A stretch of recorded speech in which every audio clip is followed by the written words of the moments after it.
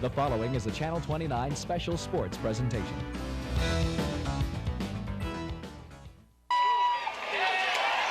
From Darling Stadium in Hampton, WHCS Channel 29 presents Group AAA High School Football. The Phoebus Phantoms versus the Bethel Bruins. Good evening, everybody. I'm Tim Cole, along with Bob Hintz and A.G. Womble. Welcome to Darling Stadium for the game between the Bethel Bruins and the Phoebus Phantoms.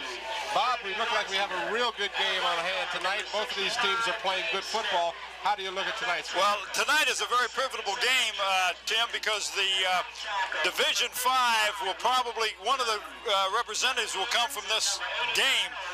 Right now, Phoebus has got the upper hand. In fact, a lot of people are talking with Phoebus and Hampton High School in the same breath that they think Phoebus has got as good a team as Hampton has this year, although they were beaten at the first the season by the Crabbers.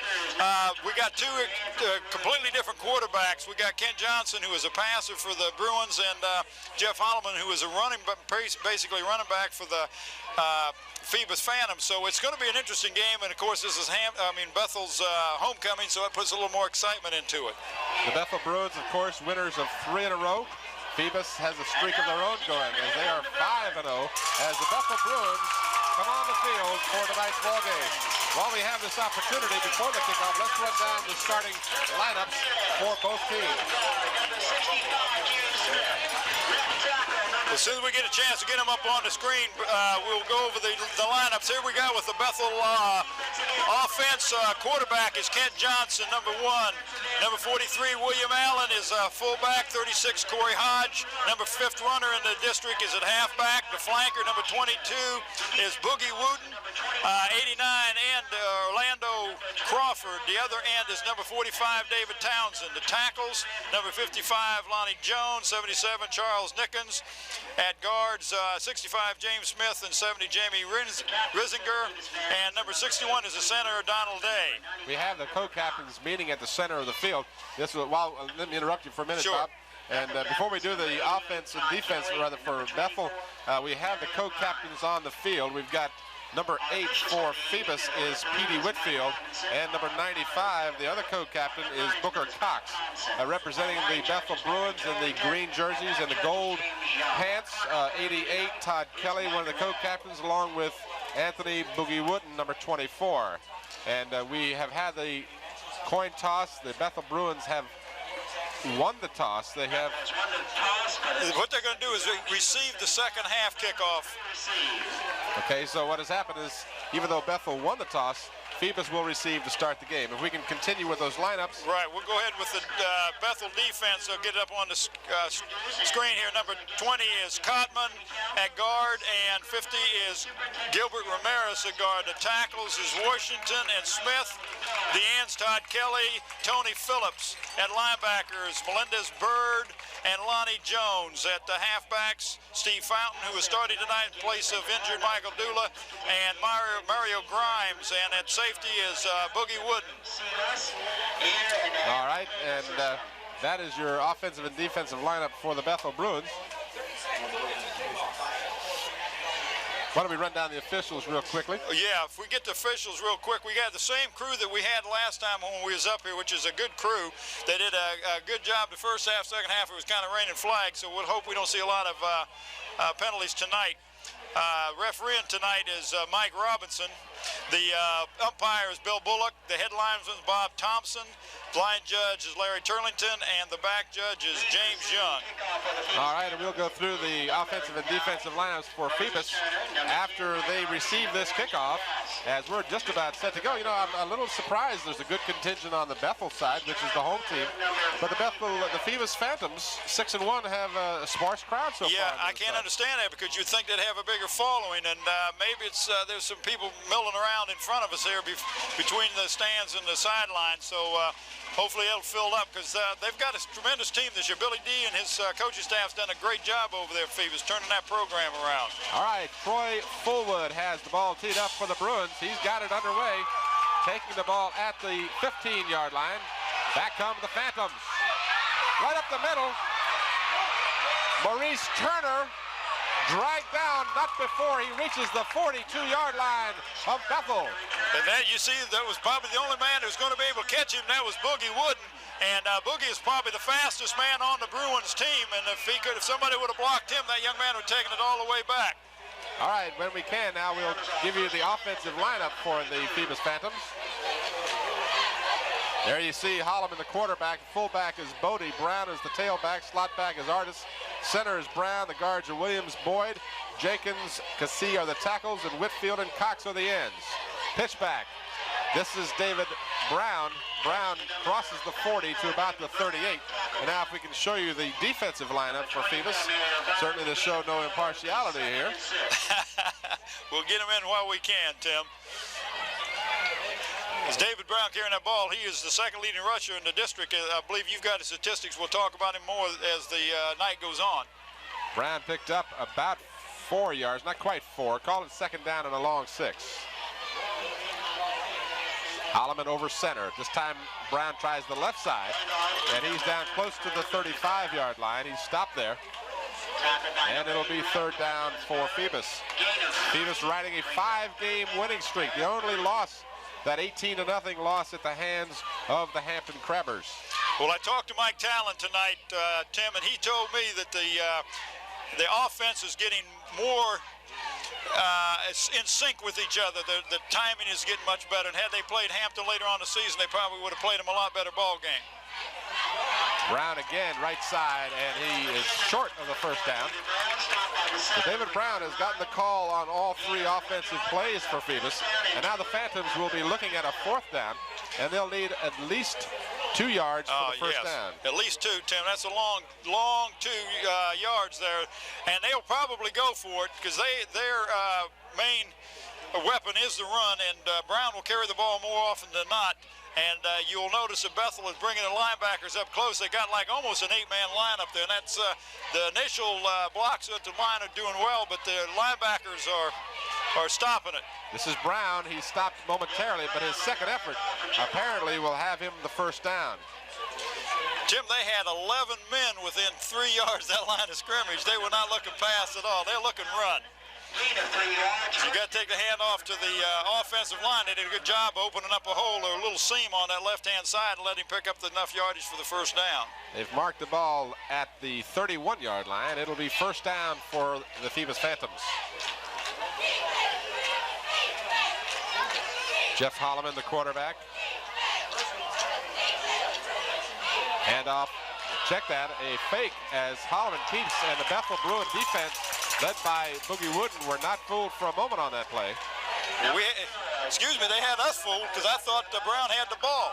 Well, that obviously is the intent of the play, is to make the defense be drawn to Brown and then give Holloman some outside running room. Holloman is fleet of foot, but he was not able to outrun the pursuit of the defense on the part of Bethel Bruins.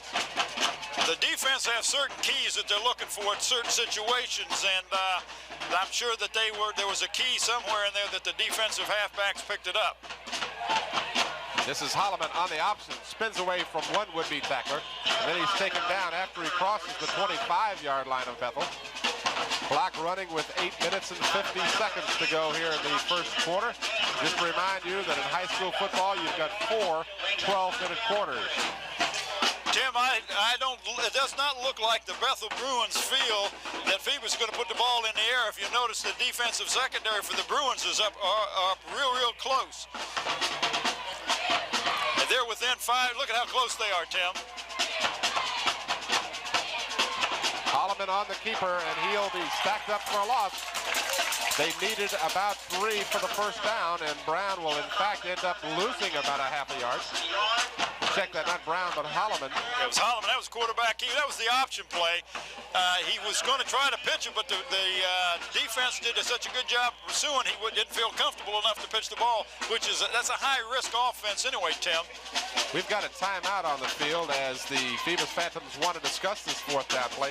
That'll give us an opportunity. I don't know, Bob, that you got a chance to mention the coaching staff for Bethel. I sure did. Hopefully I'll get a chance to run down the defensive lineup for Phoebus. Right. Coaching for the Bethel Bruins, the head coach, of course, is Dennis Kozlowski. He's assisted by Ray Barlow, Roger Bouchard, Colin Oliver, Bernard West. and Robert Wilkes. Trainer is Frank Brown. And, they got a real good, fine coaching staff over at Phoebus also, Tim. All right, and I will mention that Phoebus coaching staff, if I can, if we can show you the defensive lineup, starting lineup for the Phantoms while we have this opportunity.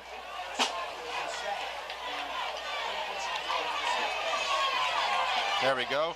We've got the defense is led at nose guard by Williams. The tackles are Cox and Jenkins. The ends are Whitfield and Dysick. The linebackers are Bodie and Brown. The cornerback is Witz. The strong safety is Artis.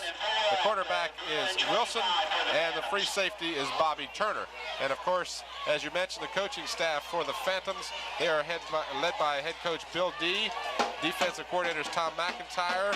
The other coaches include Mike Talon, Mike Williams, Vernon Lee is the JV head coach, and assistants are Aubrey Perry, D. Jones, Frank Snyder, Vern Reynolds. Big play, Tim. They're going for the first down. Oh, look at this, look at this. Got a man wide open, touchdown. Oh, what a call. Halfback pass. That was an excellent call. Bethel had nobody within 15 yards of that receiver, Tim. Jonathan Wilson, wide open in the end zone. So the Phantoms now have a little trick play here at 7:57 of the first quarter, and they have gotten on the scoreboard with that nifty play.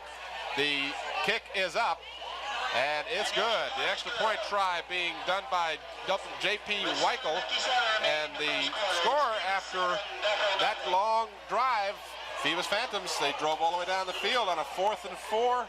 Well, two fourth down situations that they picked it up, but I thought that was an excellent call because they have run, they had not shown pass at all, and of course you assume that the quarterback is the one that's going to pass, and that's when he went on that quarterback option and pitched the ball. The defenders moved up towards the line of scrimmage, and that young man just slipped behind. He was lonely. He was so by himself out there, but that was an excellent call. Did you happen to see who the halfback was that threw the ball? I think it was number 10. I'm not sure. He's Mike Artis, until proven otherwise. We'll check and see with some of the other people here in the press box. I believe it was Artis. Nonetheless, the Phoebus Phantoms have gotten on the scoreboard first, so the Bruins now with their backs to the wall. And they want that ball to go to Boogie Wooten. And we've got whistles and flags all over the field here, so we've had an infraction of some sort on the kickoff, and we'll hold off and see exactly what the problem is. Well, from where the flag is located on the field, it's got to be offside against the kicking team, so they'll move the ball back. But if you'll notice, if the camera will pick it up when Bethel sets up to receive, they have their men stacked. They have 4 deep receivers, 2 real deep and then 2 up near, and they'll stack and then they'll switch areas because they want to try to get the ball in Boogie Wooten's hand because he is a very exciting kicker and punt returner. So Phoebus now charged with illegal procedure on the kickoff. And as you said, Bob, they'll move the ball back 5 yards. They'll mark it at the 35 for the kickoff. And J.P. Weichel now will have a little further distance to kick the ball. The flag in the end zone is hanging limp. There is apparently no wind down on the field. Kicking the ball away from Wooten, and 2 Bethel Bruins, including Wooten, struggle for the ball, but in the process, one of the players who had possession of the ball put their knee on the ground. So that makes the coaches, yeah, Tim, that makes the coaches mad because number 81 and 22 were fighting over the ball. One of them's got to pick it up and run, and I believe when Boogie Wooten reached down and picked the ball up, he had his knee on the ground, of course, which means he would be down at that point. All right, they've marked the ball just shy of the 21.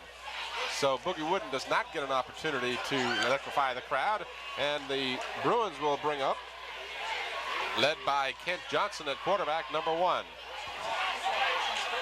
They have movement on the defensive line. Now we have movement on the offensive line. And they didn't call the defensive call because you can, in fact, move.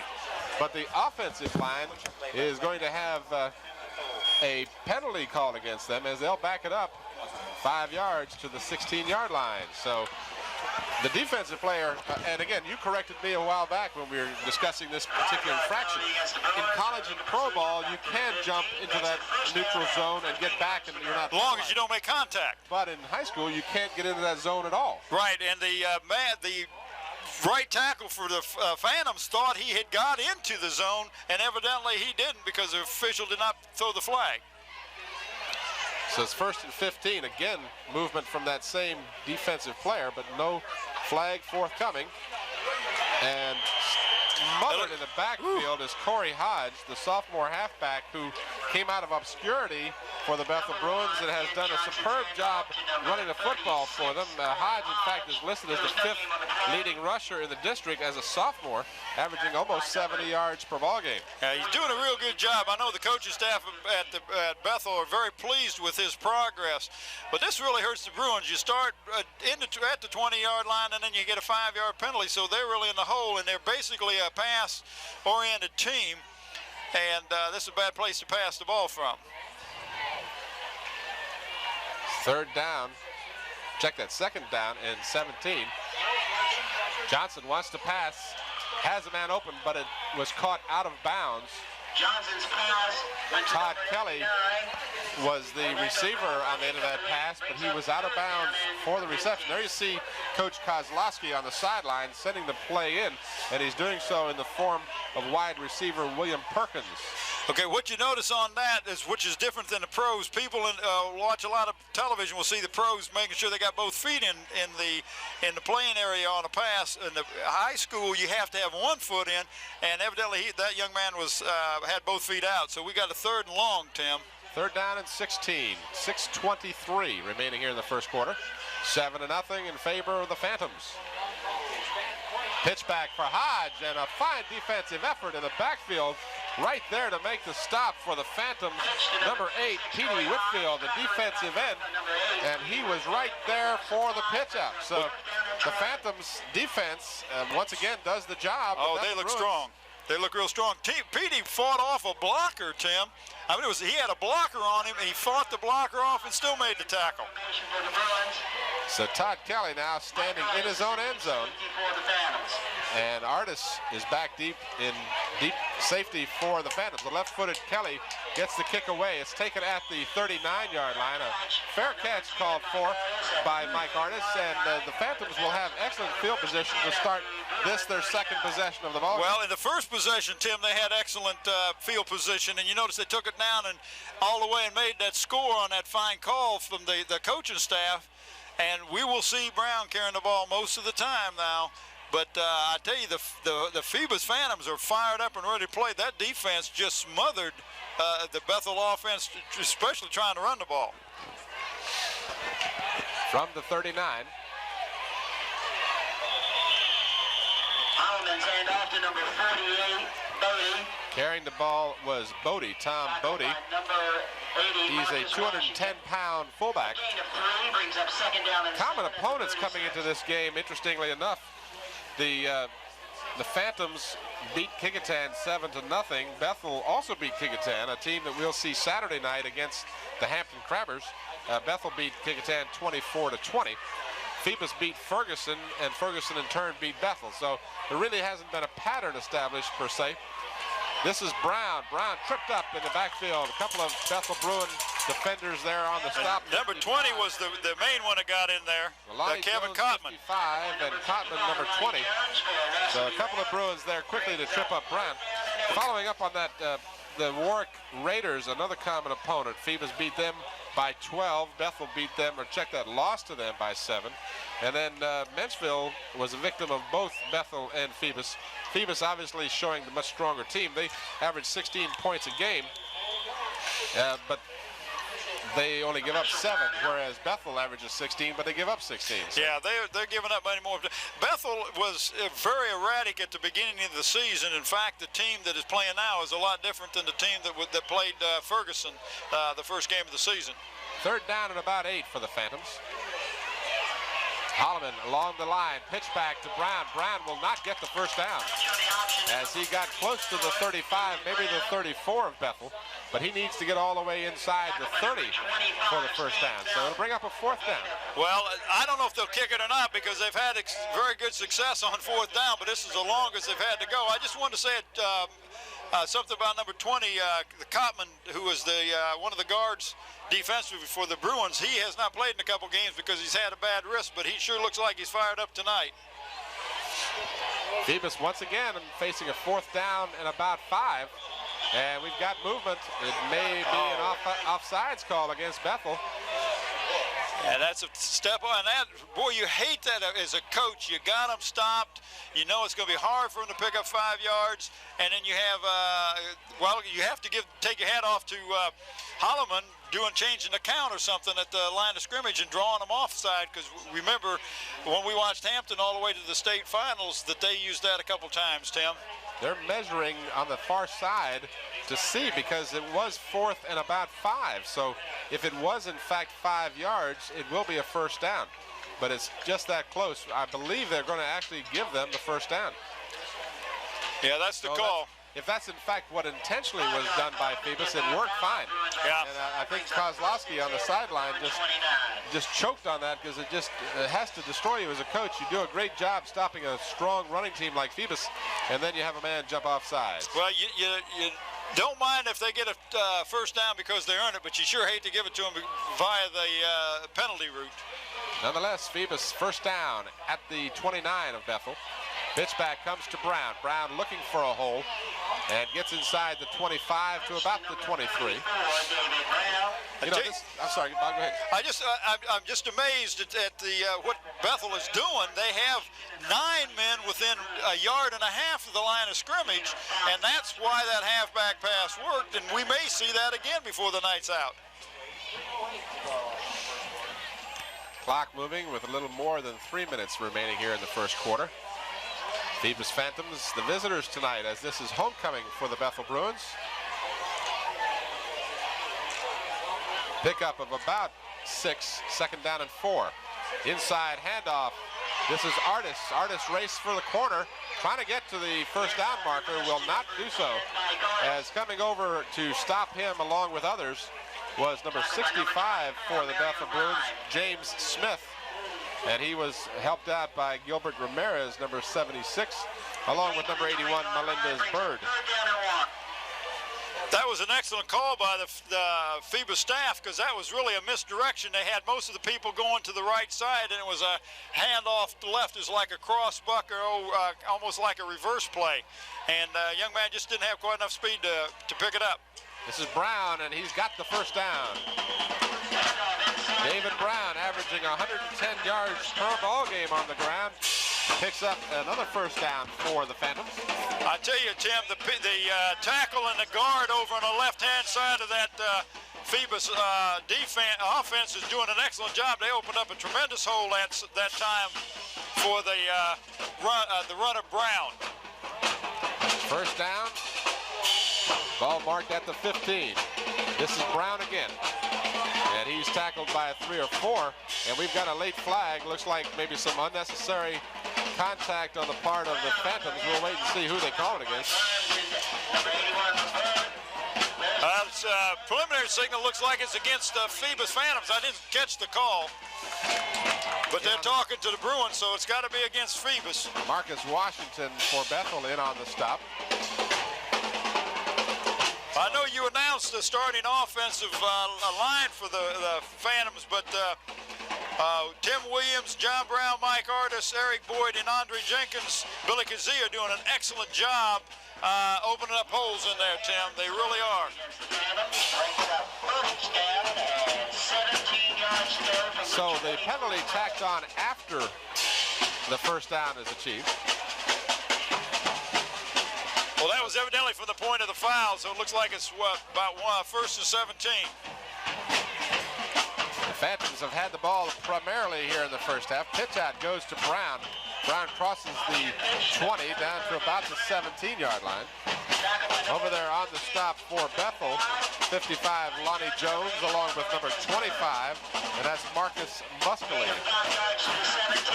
You know, the size of these teams is vastly different.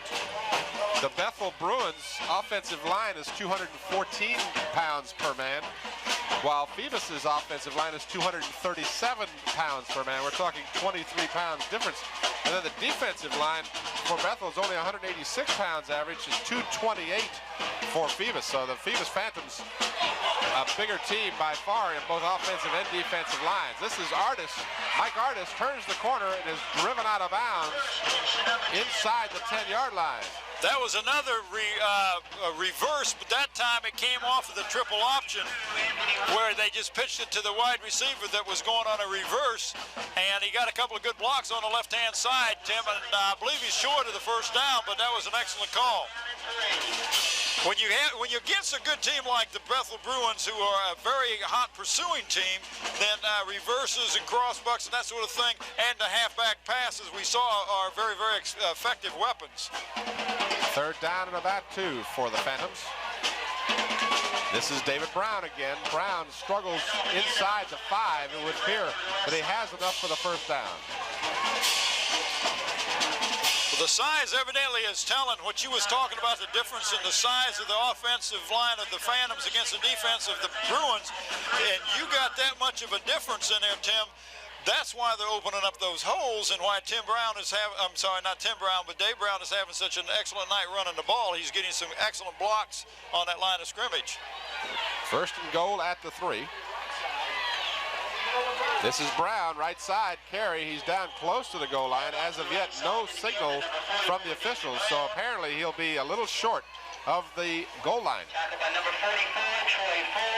In on the stop for the Bethel Bruins, number 44, Troy Fullwood.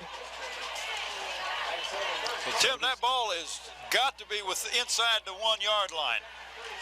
2nd and inches. And that is the conclusion of the first quarter. So our score after 1 quarter, the Phoebus Phantoms 7, the Bethel Bruins nothing. And let's go down now to the field. And A.G. Womble, well, let's see. I'm not sure A.G.'s ready for us quite yet or not. But we have him back. Oh, yeah. He took a big trip down to Dallas last week. Yeah, he went down to Dallas and really got those Redskins fired up. I don't know what he told them. All right, he's down on the sidelines. Let's go down to A.G. Womble. By Tim Cole and color analysis by Bob Hintz. Tomorrow night's Hampton Picketing game can also be seen next week on Channel 29. Bethel Bruin co-captain cheerleaders, what's they going to take to pull this game out, you think? Just a lot of defense. They got to really get into defense because their offense is just really, they're playing dirty, but their offense is really doing good, so we got to really get in. All right, what's your thoughts on the first quarter?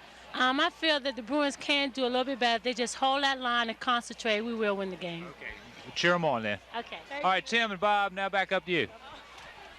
Thank you. All right, thank you, A.G. Took us a moment there to get him lined up. He's on Dallas time still, I think. I don't know, but you notice who he picked to talk to, two of the prettiest gals on the field. He's no dummy. This is Brown diving over for the touchdown, but we've got a flag down, so let's hold on. There is a flag on the play, so if it's against Bethel, of course, the touchdown will stand, but let's wait and see.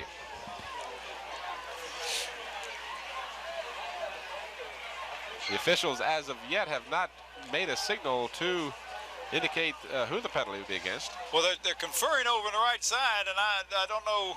The flag looked like it was thrown from this angle over here, and it had to be somebody offside or illegal motion or something. But I see one of the Bethel Bruins, number 55, there clapping his hands. That's Lonnie Jones. So evidently it's against the Phantoms, and it is an illegal procedure. Illegal procedure against the Phantoms. So the Bethel Bruins now get a break of sorts, as that will back up the Phantoms 5 yards. So instead of 2nd and goal at the 1, they'll have 2nd and goal at the 6. And now what happens here is if they get a penalty against the Bruins, they only go half the distance, but coming away from it, you get the whole thing. I've always thought that was somewhat unfair, haven't you? I did too, but that's, I can understand that working. But it looks like we got a timeout, Tim. Yes, we do, and that'll give me a chance to work on one of my tongue twisters here. Go get him. All right, here we go. This is the one you like so much. Silver-tongued devil, you. 'Tis the season to be rough, tough, and ready as WHCS and Hampton City Schools prepare for another action-packed season of America's favorite sport, football. Join us for the spills, thrills, and frills as some of the best high school teams in the region go head-to-head in athletic competition. And remember, where there's action and excitement, Channel 29 will be there giving you full coverage. And this game, this full coverage game here, is being shown Monday and Wednesday at 9 p.m. and Thursday morning at 9 a.m. And just as a gentle reminder, if you didn't get a chance to see the Hampton-Kecoughtan game played Saturday night, that game is airing Tuesday and Thursday at 9 p.m. and Friday morning at 9 a.m. right here on Channel 29. Now Coach Kaz is coming off the field, and he's just trying to give a pep talk to that defense because they have really been hurting. Looking mighty dapper, I might add. Oh, Kaz is dapper, all right, I tell you. He comes ready to play. We got a 2nd down and 6 instead of 2nd down in inches.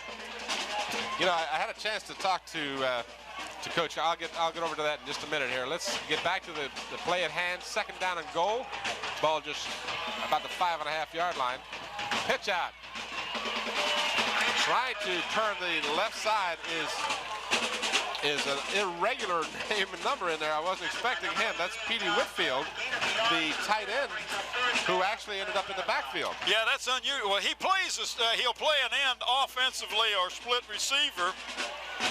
And that's the first time I've seen him line up in the backfield, but they're trying to get a little more speed, maybe getting around the Bethel Bruins, because Bethel does a good job of pursuing, and they'll string the play out. They might be smaller, but they are quicker, as so many times is the case. This is Brown. Brown bounces off one tackler into the end zone.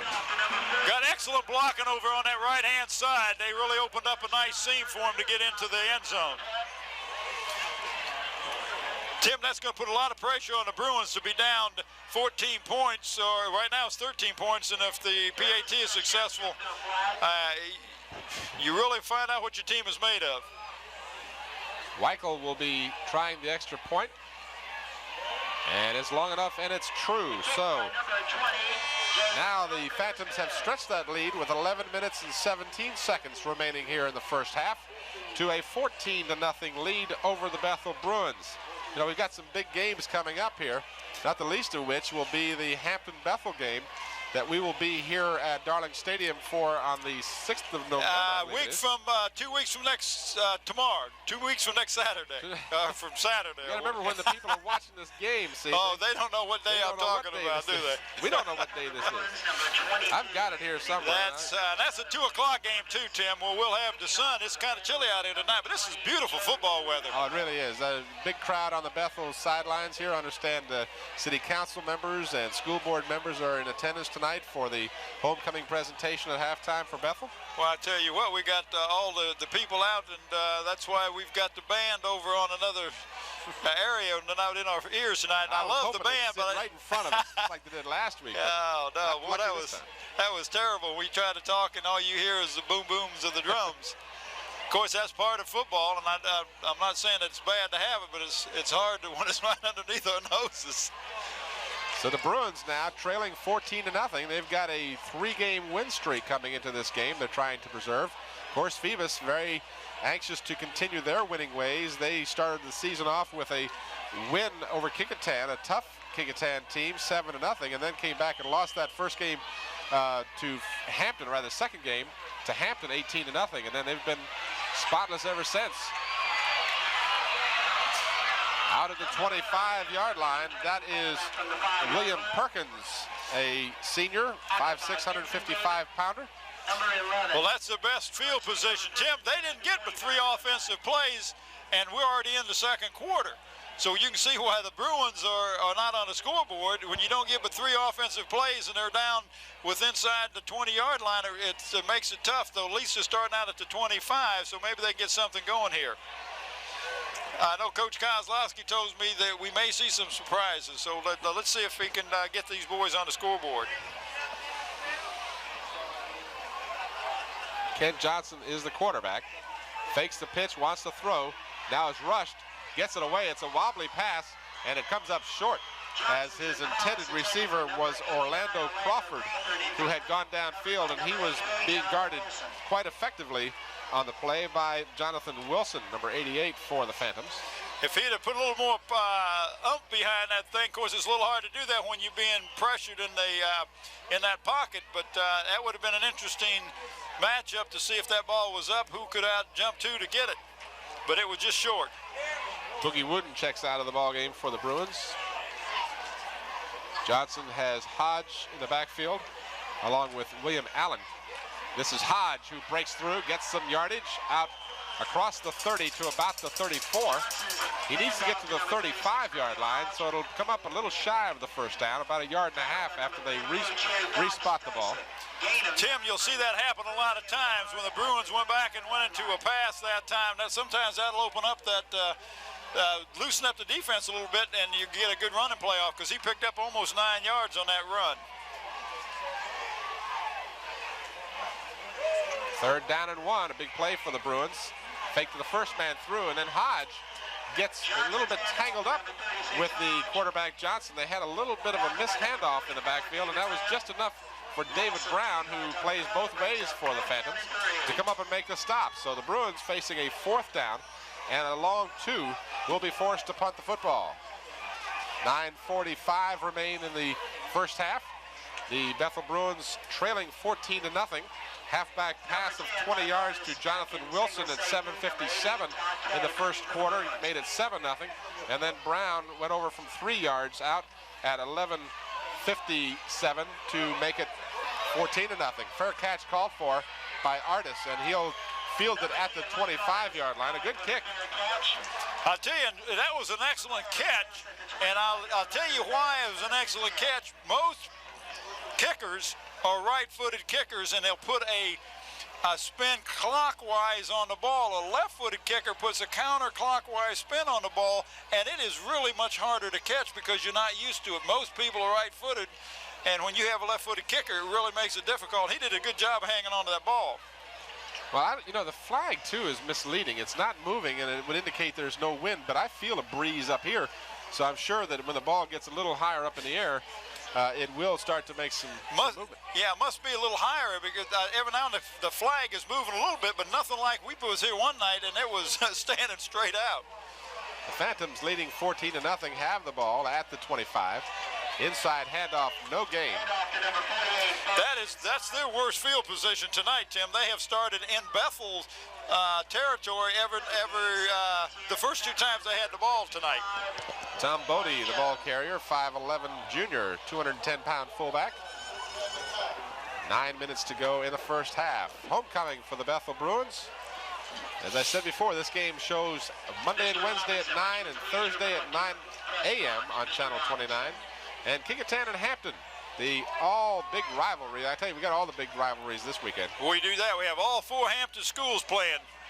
Pitch out goes to David Brown. He crosses the 30 to about the 31.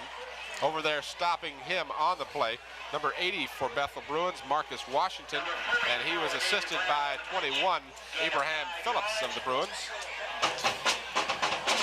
They've marked the ball just across the 30-yard line. It'll be 3rd down and almost 5 for the first down. Well, David Brown is definitely a workhorse. I don't know how many times he carries the ball, but he is averaging, what you had his average there, Tim. He's over 100 yards a game. 110 yards a game, yep. So that's carrying the ball a lot of times. Holloman completes the pass. This is P.D. Whitfield racing for the end zone. The big tight end. And he can't quite get there. He's driven out of bounds, but not before he reaches the 6-yard line. So Holloman, one of the few times we'll see Holloman pass the ball with that very potent running attack. He doesn't have to. But P.D. Whitfield on the receiving end of that pass, and Whitfield went all the way down to the 6-yard line. Well, that's what happens when you've got a tremendous running attack. You will get... You can see Kozlowski is very upset there on the sideline, and he's throwing in his goal line defense. But, boy, the run sets that pass up, and P.D. Whitfield is the man that they're going to go to. And that was an excellent call. They've marked the ball at the 7. First and goal for the Phantoms. This is Brown, right side. A couple of Bethel Bruins in on the stop. Flag on the play. Again, in on the stop for Bethel, Marcus Washington, number 80, among others.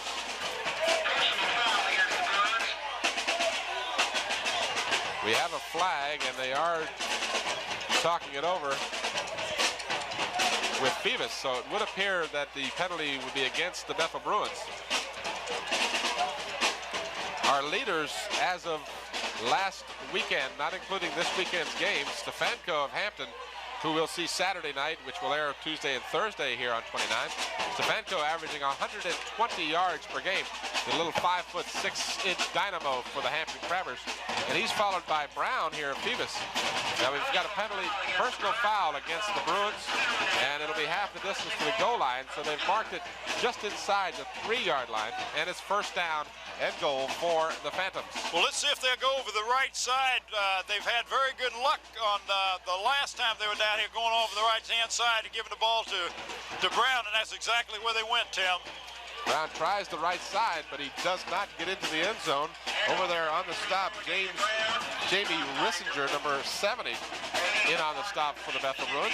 We had an excellent shot there from the sideline camera that showed just exactly how close that ball is from the goal line. But with 3 downs to go, you can almost bet that the Phantoms are going to get the ball. There's the shot, Tim. That's a good shot right there. Yeah, Sam was telling me with the new capabilities we've got there, we can kind of go up and down the sidelines. This is Brown. He's in for the score. And you can see that on the camera. That's excellent camera work on our sideline cameras. So David Brown gets his second touchdown of the evening, coming at 6:53 in the second quarter. And the Phantoms are threatening to make this game a runaway. Now, is that penalty? That came after the play. I saw the official throw it. I don't know who the unsportsmanlike conduct is on, but he threw the flag after the play was over. So the touchdown will stand up. Tim, you realize that the Phantoms have had the ball 3 times and have scored 3 times? And have really used up the clock in doing so, too. They've really kept the defensive team for Bethel on the field a lot longer than they'd like to be. So the penalty is against the Bruins. The touchdown will stand. J.P. Weichel on the field to try the extra point. He gets it up, and it's good. So Weichel is perfect on 3 extra points, and the Bethel Bruins now find themselves trailing 21-0 to the Phoebus Phantoms. You know, we talked last week about the playoff situation. Of course, the Crabbers, obviously a big game with Kecoughtan Saturday night. It's hard to tell, and we're obviously playing this game Friday night, so we don't know the outcome. The fans would by this point. But Phoebus has a real good chance to make the playoffs in a different division. Well, and if something were to happen to Hampton and Hampton were to falter and Phoebus won the district championship, they would go to Division 6. But if Hampton wins Division 6, the way the Phantoms are going right now, they would go as a representative on Division 5. So Phoebus has got 2 chances to go to playoffs. Speaking of the standings, as of the conclusion of last weekend's games in the Peninsula District, now they're assessing the penalty against Phoebus on the kickoff. Hampton, of course, was atop the standings with 5-0 in the district, 7-0 overall. Phoebus second, 4-1, 6-1 overall. The Kecoughtan Warriors, the Hampton opponent Saturday night, 4-2, both in the district and overall.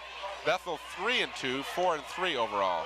As the kickoff is, again, kicked away from Boogie Wooden. It's mishandled by one of the up men for Bethel, and it goes out of bounds, so they'll end up with pretty good field position. It's interesting that Phoebus is so intimidated by Boogie Wooden's abilities. Tim, I have got to see Boogie play for the last few years at Bethel High School. When he gets the ball, he is very exciting.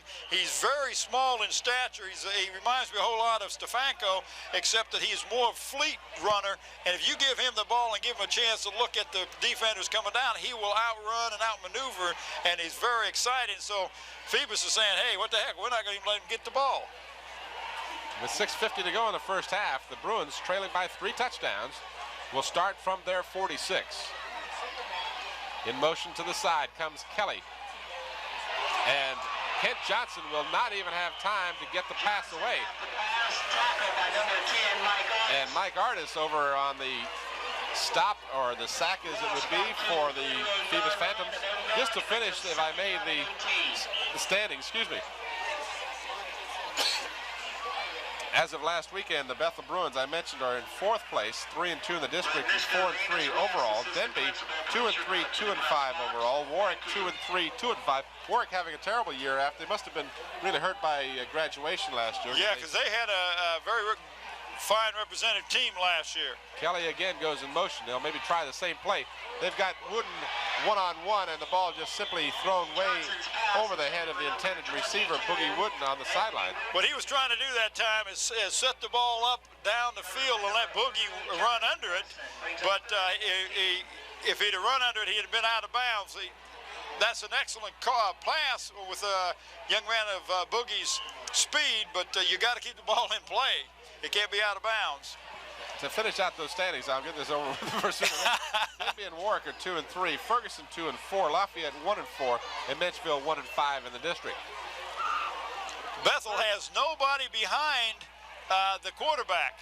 Nobody back near the block for the quarterback. And that's... They should have had somebody, Jonathan Wilson, there to sack the quarterback. I'm not quite certain what Bethel's trying to achieve. Well, what they're trying to do is spread the defense out a little bit. He's got 5 receivers, 2 ends and 3 backs going out on the pass routes, but if you get enough defensive pressure, your quarterback ain't got a chance to find anybody, and that's what's happened. You have to take your hat off to the Phoebus Phantoms. They're not doing anything different, but they're just playing strong, heads up, solid football, defensively and offensively. Kelly now, the left-footed kicker, will be standing back in deep punt formation, as it was 4th down and many, many yards to go for the Bethel Bruins. Gets a good kick, and they'll set it up at the 25 of Phoebus. So the Phantoms, who have had the majority of the offense on the field, there you see Coach Kozlowski again on the sidelines giving instructions to his players. Starting to say, I had a kind of an interesting conversation with Coach Kozlowski last year, not long after the Hampton-Bethel game. I'm really anxious to see the Bethel-Hampton game this year. If what he was indicating to me in that conversation, he's going to have something up his sleeve for the Hampton Crabbers this year. Oh, you know he is. He doesn't like to lose to anybody, and I think Hampton is who he'd love to beat more than anybody. David Brown stacked up in the backfield. You know, I think it's not exactly accurate, but if you've got a losing season going, or a so-so season, a victory over the Crabbers in that final game of the season makes your season. Absolutely. You feel like you ended on an upbeat, and that means you started the next season, you're starting on an upbeat. And that has been a tremendous rivalry ever since Bethel opened its doors in 1968. The Bruins and the Crabbers have really gone head-to-head and been very important ball games. Brown lost about a yard, and he'll get it back this time, but not much more than that, as the Bruin defense headed up by J.P. White, check that, by number 24 Bethel, Kevin Cotman, and over there as well was Anthony Boogie Wooden. So the Bethel defense now has stopped David Brown on 2 successive plays. It brings up 3rd and about 10. Excuse me, Tim. That is the first time that Phoebus has not been able to pick up any yardage, and here it is, 3rd down and 9. So looks like the Bethel Bruins are stiffening up a little bit, but watch out for something fancy. On the quarterback keeper, Holloman will not do anything fancy, as wrapping him up very securely was Melendez Bird, number 81. And the Bethel defense will force the Phantoms to punt for the first time. First time. That's the first time they didn't pick up any yardage. I don't know how many times they've had the ball, but I believe the Bruins have not got a first down yet, so that means that they've had the ball a total of 12 times, Tim, and 3 of those times they were punting the ball. J.P. Weichel gets it away. Wooten feels it at the 37, and he's taken immediately to the ground. In on the stop. By number 67, Tim Williams. For the Phantoms, 67, Tim Williams to stop Wooten before Wooten could even get his momentum going. So a little more than 3 minutes to go here in the first half. Exactly 3 minutes now, the clock moving. And the Bruins have the ball back, trailing 21-0. I understand we have some special interview coming up here at halftime. Yeah, we sure do. I'll get to it after this play, Tim. Todd Kelly comes in motion to the near side. Same alignment the previous possession, same results, as Bethel may be trying to fool Phoebus, but it doesn't seem to be doing anything of any positive nature whatsoever. Well, they sure aren't. They had 5 pass receivers out, and they were all 5 covered. So the secondary for the Phantoms is doing an excellent job, and that defensive rush coming from the defensive front men are putting a lot of pressure on Johnson. In fact, they threw him. That's about a 4-yard loss that time. Second down and 14.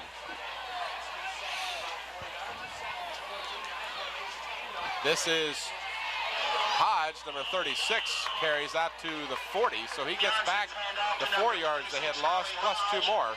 6-yard pickup for Hodge, and David Brown is slow to get up after the stop for the Phantoms. Now they're going to call a timeout. And, well, are they going to make an official's timeout? Brown will come out of the ball game. Well, that young man carries the ball a lot. Now he's out there on defense, so I think he does everything but bring in the water bucket. Tim, this game is going real fast. We got less than 2 minutes to go, and it's early because we haven't seen too many passes from the Phantoms, and they've had the ball for the most part tonight. Bethel looking at a 3rd and 8. Ball marked at the 40-yard line. Todd Kelly comes off the field. And now the realignment in the backfield as Hodge along with Williams. Now rolling and looking, wanting to set up Hodge. He does. Hodge, the Phantoms read it well, but Hodge is barely able to get back to the line of scrimmage. So that play, I think the problem with that play is it took too long to develop. It did, it really did. Defensive secondary spotted what was happening real quick, so this brings up a punting situation. At halftime, our roving reporter, Mr. A.G. Womble, just recently back from the Dallas, Texas area where he was down there rooting for the Redskins. Anyway, he's going to be interviewing Dr. Don Musselman, who's the superintendent of the schools at the Hampton system. So we want to invite everybody to stay tuned and listen to that tremendous interview. Todd Kelly, the left-footed kicker, gets this one away. No one back deep for the Phantoms. They had chosen to simply let Kelly boot it away.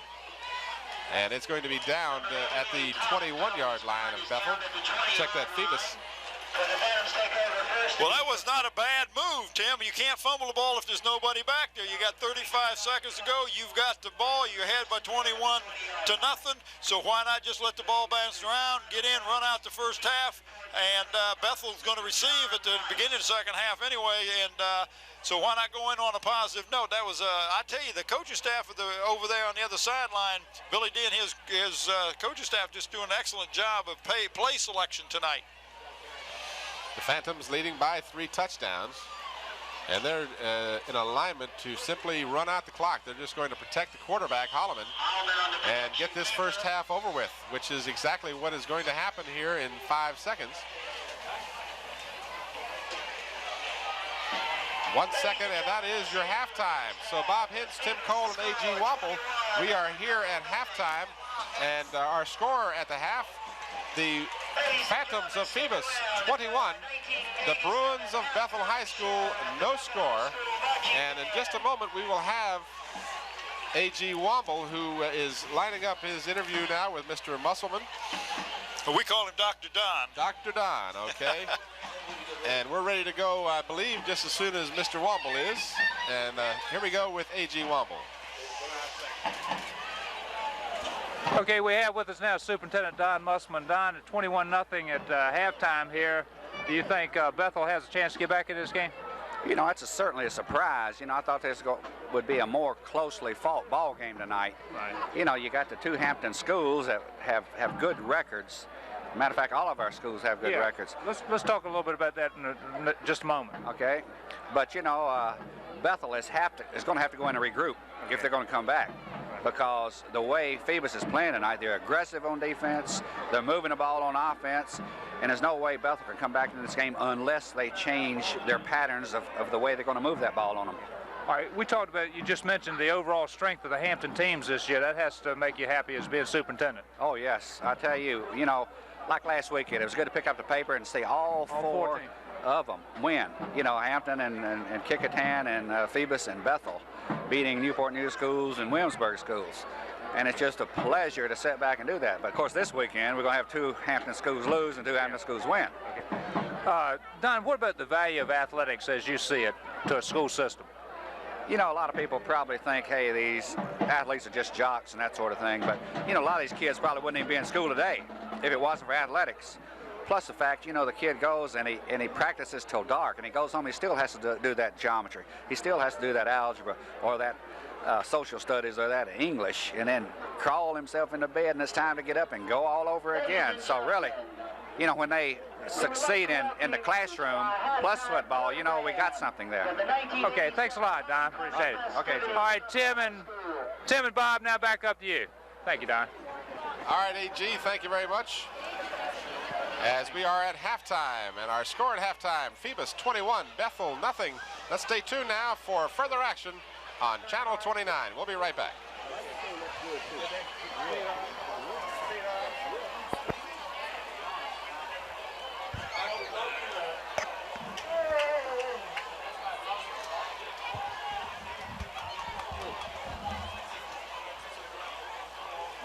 All right, we have with us now the team mother for the Phoebus Phantoms, Geraldine Holloway. Geraldine, tell us a little bit about being team mother for this great team. Being a team mother is that the mother for the boys while they're at home at school, while they're away from home. Okay, what are some of the responsibilities that you get involved in? Some of the responsibilities to remind them that studies always come first and athletes come second. But let them know that we are supporting them whether they lose or whether they lost, that we are always behind them. I think you have one individual like that you like a little bit more than the rest of them. Yeah, that's my son, John. John's a very sweet child. He's been playing for Phoebus for 2 years. We also remind him at home that no matter where he is, that God has given him that talent, and he must use it on the field. You have to be happy with this 21-0 score at halftime. Very happy. Very, very happy. All right, keep up the good work, and thanks for coming down here and talking to us. Thank you. We love those Phoebus High School Phantoms. Okay. All right, Jerome, we also have the statistician for the Bethel Bruins, 2 statisticians for the Bethel Bruins, and your name is? Randy Shank. And Scott Junkins. All right, Randy, tell us a little bit about some of the responsibilities of being a statistician on this team. Well, we have to keep track of all the first downs, all the yardage gained. For defense, we have to keep track of who makes the hit so we can find out who gets the tackling award. We have to find out for defense and offense, we have the skull and crossbones. That's for the best hit of the week. All right. We have to keep track of that too. Any hope of pulling this game out? Yes. Kaz has talked to the players, so we're going to pull this. Okay. Thanks a lot for coming down here, guys. And if we got another minute, Tim, Bob, we got Tom Bailey, the principal. Tom, you got to be a big, exciting night here with the homecoming and all, but Bethel's down 20-1-0. What's it going to take to get back in here? Well, you know, they're going to have to play some ball. They haven't played it the first half, and they know that, and I'm sure Kai's brought that to their attention in halftime. Homecoming is always one of those things where you want to win, and I'm sure the guys have that sentiment. So Bethel never says die, so it's not over till it's over. Okay. Tom, was that your car you drove in on tonight? I sure wish it was, but, you know, if the school system would give me a raise, maybe I can afford something like that. Tom. Good luck in the second half. Thank you. Thank you. All right, Tim and Bob, back to you now. All right, AG, thank you. At halftime, Tim Cole with Bob Hintz, our score at halftime, 21-0 in favor of the Phantoms. If he gets a raise, does that mean we get a raise too? I don't know, but that guy he's doing a good job down there. I tell you, he is catching everybody to talk to, the statisticians, the team mamas, the principal, the superintendent. I think he's bucking for a raise, so I don't talk to anybody. Halftime, our stats very quickly, a benefit of sitting next to the WPEX crew to my left here. Troy had some stats for me. Bethel had no first downs at all. Well, I can believe that. 8 for the Phantoms as they had 4 rushing and 4 passing, as we'll get back to that in a moment. Fielding the ball at the 7-yard line. This is Perkins. And Perkins does a good job. William Perkins all the way out to the 25-yard line, so he picks up about 18 yards on the return. Just to finish very quickly those stats for you, Bethel had a miserable first half. There's no two ways to describe it. They had minus 10 yards rushing, minus 3 yards passing, so they were negative all the way around, 13 yards in the hole, and they had the ball 7 minutes out of the first 24 minutes. Well, I knew that the first quarter they didn't have the ball but three plays, and that was it. Kent Johnson calling the signals. Pitch back comes to Todd Kelly. That's that play you were talking about, Bob. You and I talked about it. He just overthrew the pass, as we had been privy to a little inside information. Yeah, I had talked to, that was Boogie Wooden on the receiving end of that pass from Todd Kelly. Kozlowski told me that he says, we're going to throw some wrinkles out here, and one of them was that we're going to put Todd Kelly in the backfield, pitch him the ball, and let him throw it. He's left-handed, and he can throw the ball real well, and you see he did. And if Boogie would have ran a little closer to the sideline and looked over the left shoulder, perhaps he could have caught that one. But Bethel's got to do something to get back in this ball game, and you're going to pull out all the stops, Tim. Second down and 10. That one was a definite surprise, but it didn't work. You got to make connections. This one, inside handoff, goes to Hodge. Hodge, nowhere to go, as he's thrown for about a 4-yard loss. So Corey Hodge can't find any ground to gain. I tell you, that P.D. Whitfield is playing a tremendous game tonight. You know, just to finish those unofficial statistics here at halftime, 4 first downs rushing, 4 first downs passing for Phoebus. Very balanced attack in the first half. 84 yards on the ground, 96 yards in the air. And they had 180 total yards, so they have completely outclassed the Bethel Bruins here in the first half. But if I know Kozlowski, he will have his boys doing something to get back in this ball game if it's humanly possible. Well, they sure are, because again, they're in the hole already. 3rd and 7. Hodge, dragged from behind, will not get anywhere. Over on the stop, Tim Williams, number 67 for the Phantoms. So the Bruins, with no success here to start the second half, they started at their 25, and it's 4th down. They're back inside their 20. So their negative march in the statistics columns continues. And Todd Kelly, who threw that pass moments ago, will now be standing inside his 10 in deep punt formation. Couple of Phantoms back deep. Kelly gets a good kick away. Fair catch called for and taken at the Bethel 48-yard line. Back there to make the grab was Jonathan Wilson, who in fact was the receiver on that halfback pass, the first score of the ball game, when Mike Artis threw the 20-yard halfback pass to Jonathan Wilson in the end zone to get Phoebus on the scoreboard. Well, I tell you what, it just looks like that the Phoebus defensive front line is just out. They're just beating the Bethel off the ball. They look like they're dominating, and Bethel just can't get anything started. This is David Brown, who had a large chunk of that yardage in the first half. Brown, second leading rusher in the district, picks up about 5. To give you an idea of how Brown is doing, he is second with an average of 110 yards per game. And then the 3rd place ball carrier is Johnson for Kecoughtan with less than 80. So Stefanko and Brown are the 2 head and shoulders leading rushers so far in the season. Pick up 4 yards for Brown. Brown gets the call again, left side carry. He'll get a couple of yards, and it'll be 3rd down and about 3 for the Phantoms. And I tell you what's amazing about the Phantoms is they are not a right or left-handed team. They'll run the ball just as much to the left side of the side as they will to the right side, and they're doing a good job at the point of contact when the ball is snapped. The Bruins are giving up tremendous weight differences. Their defensive line averaging only 186, as the handoff inside this time goes to Tom Bodie, number 48. To follow up on that, you're talking about an average defensive line of 186 pounds versus an offensive line of 237. You're giving up almost 50 pounds a man, and just a matter of mass humanity, they're going to be able to move the Bethel defensive line out of there after a while. Not only that, Tim, but if you got a guy that big gets in front of you, he kind of blocks your view, and you can't see the runner. So, yeah, 50 pounds a lineman is really exceptional. 4th and 2. Brown met by the defensive line, but he bounces right off of the tackler, and he's going to score. Bethel did an excellent job. He did an excellent job of meeting him in the backfield, stopping him, but he just bounced out, went outside, and just went right around the end. And, Tim, that was an excellent play by Brown. That was all on his own. Well, I started to say, and Brown is stopped cold, and as soon as he hit that that defensive man for Bethel. He just bounced off of him.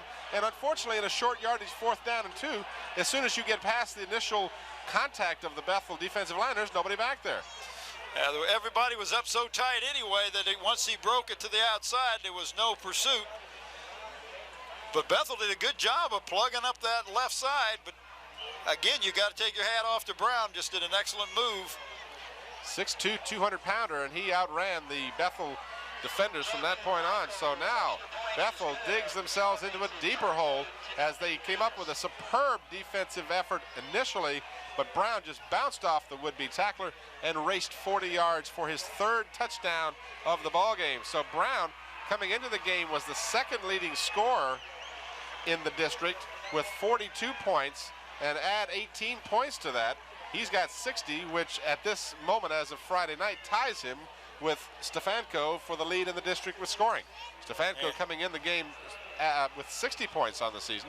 Brown with 42, but 18 points puts him right in the tie with Stefanko. Well, and I'll tell you something, Tim, he hadn't even begun, because this is just the start of the, we're not even 4 minutes into the second half yet. At Bethel, I know, is frustrated. They have always come out and done a good job, but they haven't even got a first down yet. Kickoff taken at the 10-yard line. This is William Perkins again. Perkins is spun around and finally stopped just shy of the 25-yard line. Unofficially, Brown in the ballgame has met his average. He's got 20 carries for 110 yards and 3 touchdowns. So David Brown enjoying an excellent evening so far. Boy, is that. Well, I know the Bruins would like to get that initial first down. If they could get that initial first down, maybe they could get something going offensively, because they've got to get back in this ball game, and the only way they're going to do it is to put some scores on the board. And when you're down 4, you've got to put something on early. Saw on the far sideline the Phoebus Phantom cheerleaders trying to get the crowd behind their team, which they've had no problem doing tonight. Their team is running all over the Bethel Bruins, and crowd kind of filled in, but you know, there's still kind of a small crowd on the far side. Yeah, there really is. I was really expecting a bigger crowd from on the Phantom side than what is over there, but it's not raining, is it? No, it's not raining, and the wind's not blowing. No, it's just a little bit chilly, not too cold. What is one of our assistants over here? She got a coat on that goes from the top to the bottom. Wants to build a bonfire over here to the side, I think. Delay handoff meets with little success. Carrying the ball is William Allen. He's a senior, 5'10", 167-pounder, and he has not seen a lot of ball carrying duties tonight, but then Bethel hasn't had the ball a lot on offense, so when they've had it, they've more or less had to change their game plan and go to the air when possible. They have that. The young man who made the tackle, and that again was number 8, Petey Whitfield, who was a defensive end, and he's making a lot of important tackles tonight in the backfield. 3rd down and about 6 for the Bethel Bruins. They need to get out to the 35. Hodge, check that, Boogie Wooten gets the ball, and he has a first down. So Wooten, who was physically thrown to the ground, won't mind that much, because he now has the first down of the ball game, and it comes with a little more than 6 minutes to go in the 3rd quarter. And you can hear the crowd on this side starting to get behind him. As you can see, Coach Kozlowski's got to be pleased with that. That's the first time the Boogie has touched the ball tonight. They've thrown him a couple passes that have not been there, and they tried to get the ball to him when they're kicking, but he's just not had it in his hands. Johnson wants to pass, has time, throws it downfield, got a man open, and that's Boogie Wooten. Well, that was an exceptional catch, Tim. Boogie Wooten shows his good hands as well as his running ability, and picks up the first down, the 2nd first down, and the 2nd consecutive first down for the Bethel Bruins. So now they've got it on the Phoebus 40-yard line, and obviously this game is pretty much out of hand with a 4-touchdown lead for the Phantoms, but Bethel certainly isn't giving up, as we wouldn't expect them to. Well, that defender that time was really surprised, because he knew he had an interception, and all of a sudden Boogie came flying out of nowhere and was in the air when he picked the ball up. His feet were not on the ground when he caught that pass. Corey Hodge, the sophomore running back for the Bruins, carries the ball, picks up a couple of yards. He'll come out of the ball game now, and Todd Kelly, number 88, will check in for the Bruins. Todd Kelly, as you mentioned earlier, was the passer on that play to start the second half for the Bruins, the one that didn't quite connect with Boogie Wooden. This is Todd Kelly over the middle, spinning away from tacklers as he is running with determination, as they would say. Yeah, well, he's a big young man. He's got a lot of power there in those legs because he is the kicker, so you know he's got some strong legs. But the Bruins have got to get something on the board, and they got to get it on fast, and they're really moving, Tim. This could be their third consecutive first down, which is just, that's what you need. You get your offense pumped up, get a little confidence in here, and of course, Phoebus maybe have figured that they can relax a little bit now, but you better not relax against any team. Not a Kozlowski team, you don't. Third down and less than a yard. Kelly, the lone running back, takes the fake. Johnson gets away from one would-be tackler, throws the ball. It's incomplete as a beautiful hit put on Perkins on the far sideline there. A super hit just as the ball was getting to him. He was really jolted and knocked out of bounds. Yes, he was, Tim, and that was third down and very, very short, which really surprised me. Kozlowski gambled a little bit there. You thought he would make sure he got the first down first, because he really has two chances at it that way, but now he's got one, and you know that the Phantoms are going to stack that defense up to try to take the run away from him. Kelly, the running back, gets the handoff, and he has the first down as he breaks the plane of the 30-yard line, which is where he needed to go. And it will be a first down unless they mark his price. No, they do. It's a first down, third first down now. So the Bruins have a streak of their own going, and the large homecoming crowd here on the near side exhorts their team on, and Todd Kelly will come out for a breather. He's been a real spark here in the early part of the second half. Well, they need a little more size. Corey Hodge is not that big a young man. Of course, Boogie Wooden is small in stature too, but you got to have some power. Hodge gets the pitch out, and he's got 4 Phantoms to get around. He can't do much, as over there was Brown, number 44, along with number 48 for the Phantoms, Tom Bodie, and number 66, Andre Jenkins. So the Phantoms read that play real well. Hodge is an excellent running back, but he just hasn't been able to get any running room so far. He really hasn't. He seems to get stopped or hit or has to make a move in the backfield, can't get any steam up. But you notice, Tim, as you were calling who's playing defense for the Phantoms, and also the same people playing offense for the Phantoms. So they got a lot of people going both ways, as do the Bruins. Pickup of a little more than a yard on the play for Hodge. Second down and a long 8. In the end zone, the pass thrown up in the air, contact made, no flag. Oh, there was definitely contact made that time. Boogie Well, of course, there is contact of the incidental variety, and then there's intentional contact. Well, I don't believe that was an intentional contact, but the young man, the defender went up for the ball and hit the receiver from Bethel as he was getting ready to move and knocked him backwards, and that's not incidental contact. That was definitely in my eyes, that should have been a flag. Of course, if you're Phoebus, that was a good play. And I'm not trying to call the officials. We haven't had as many flags tonight as we did the last time we did a game. Now you've done it, Ollie. Oh, I've jinked this again, huh? I hope not. I hope not, too. 3:03, the clock stops with the incomplete pass remaining here in the third quarter. Bethel counting noses to make sure they've got the right number of players. Ken Johnson wants to pass, sets the screen up, and it goes incomplete. And there should be a flag. Well, now we'll have to wait and see. They haven't called anything yet. I think that was an incomplete pass, I thought. Now, evidently, the officials, nobody blew the whistle. And I don't know if that was a lateral, Tim. If he throws it back behind, it's a lateral, which is a live ball. And evidently, that's the call.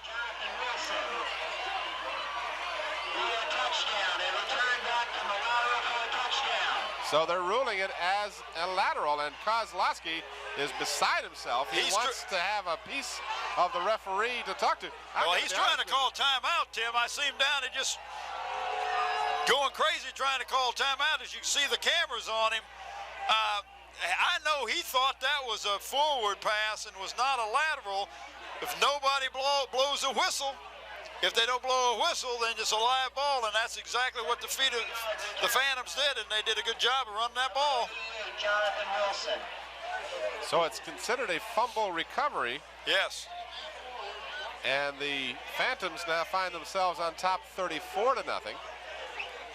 And I have to be honest with you, again, our opinions don't count for anything, but it appeared to me to be a forward pass. It looked like it did go It did appear beyond. to me too, Tim. We weren't in the exact line. We were a little off center here, but the officials just got done conferring, and they have agreed that yes, that was a lateral, which was a fumble recovery, ran in for a touchdown, and we're talking what, about 70 yards, Tim? I didn't get the exact yardage on that. The announcement. You know the gentleman's name during the PA announcement. Yeah, Calvin Mansfield is announcing the game tonight. Okay, Calvin mentioned that it was a 72-yard fumble recovery, and Jerry Dysick, if I have the number that I think I saw, 38, running the ball. Now, the crowd here exhorting Kozlowski on. They feel like they got the raw end. There you see Coach Koz talking to the official, but he's not going to change anybody's mind. No, they're not going to change it now, but he's hot. Well, you know, that's really kind of funny. Now, Jerry Dysick was a young man who picked that ball up and run for quite a few years. His mother was the secretary of Bethel High School.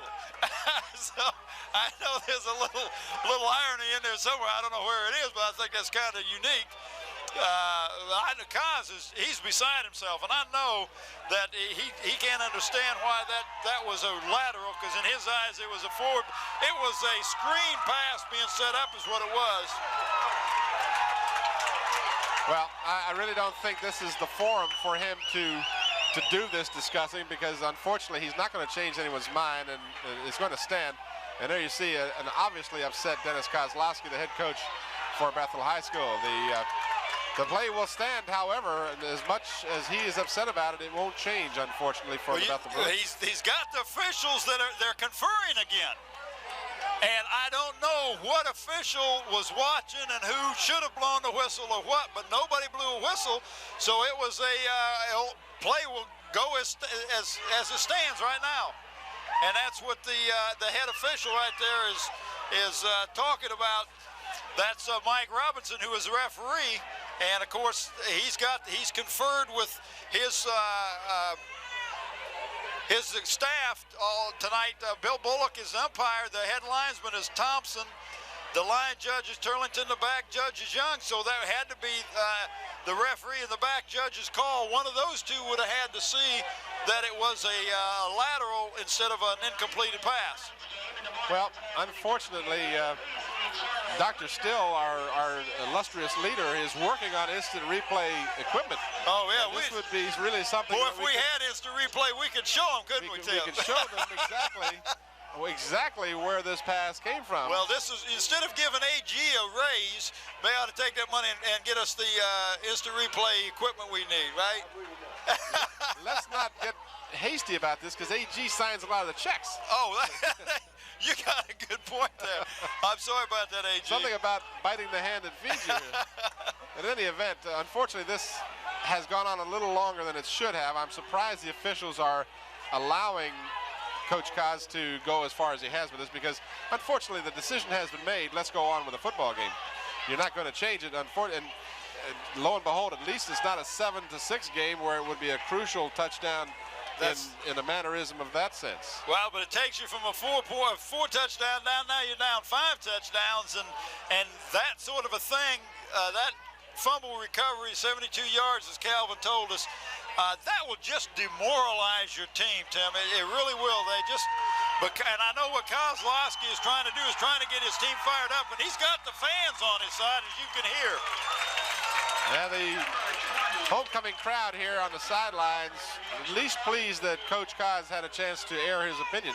To be honest with you, not all officials will even allow you to do that. So the extra point try is up by Weichel, and it's good. Well, my only contention is to let Kozlowski go that long with something. There had to be some doubt in somebody's mind, I mean, official-wise. So that's why they conferred twice and let Koz air his views that long. Sure, and you know, and let's be honest about this. Even the pro officials, the guys that get paid money to do this, I mean, talking big money, will blow a call every now and then. Absolutely. There's no question about it. That's why they have the instant replay that they override the calls in the NFL. I mean, you have a situation, I think, I don't remember the statistics. I wouldn't even start to discuss them. But there are a number of calls week in and week out that are reversed by the viewing of an automatic instant replay. These officials don't have the benefit of that. In all seriousness, if they did and they could have looked at this would be something they might be able to consider. But obviously, we're not talking about 15 camera positions, which you have in the NFL, and you've got everything that you could possibly imagine to dissect a play. So let's give credit where it's due here. The officials do as good a job as they can possibly do, and they have a momentary time to make a decision, and then they have to come up with a decision. They got to stick with it. They can't make a decision like this and then turn around and change their mind because Coach Kaz, you know, beefs at great length about it. I'm not saying he doesn't have cause to beef. My point is they have to call it the best they can. That's right, Tim. If you notice, there's been a 15-yard walk-off against the Bruins. That happened on the extra point try. Okay.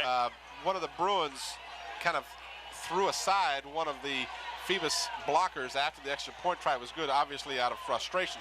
So the Phantoms not only get the touchdown and the extra point, but they get to set the ball up on the 45 of Bethel, and they'll just simply drill it through the end zone for the touchback.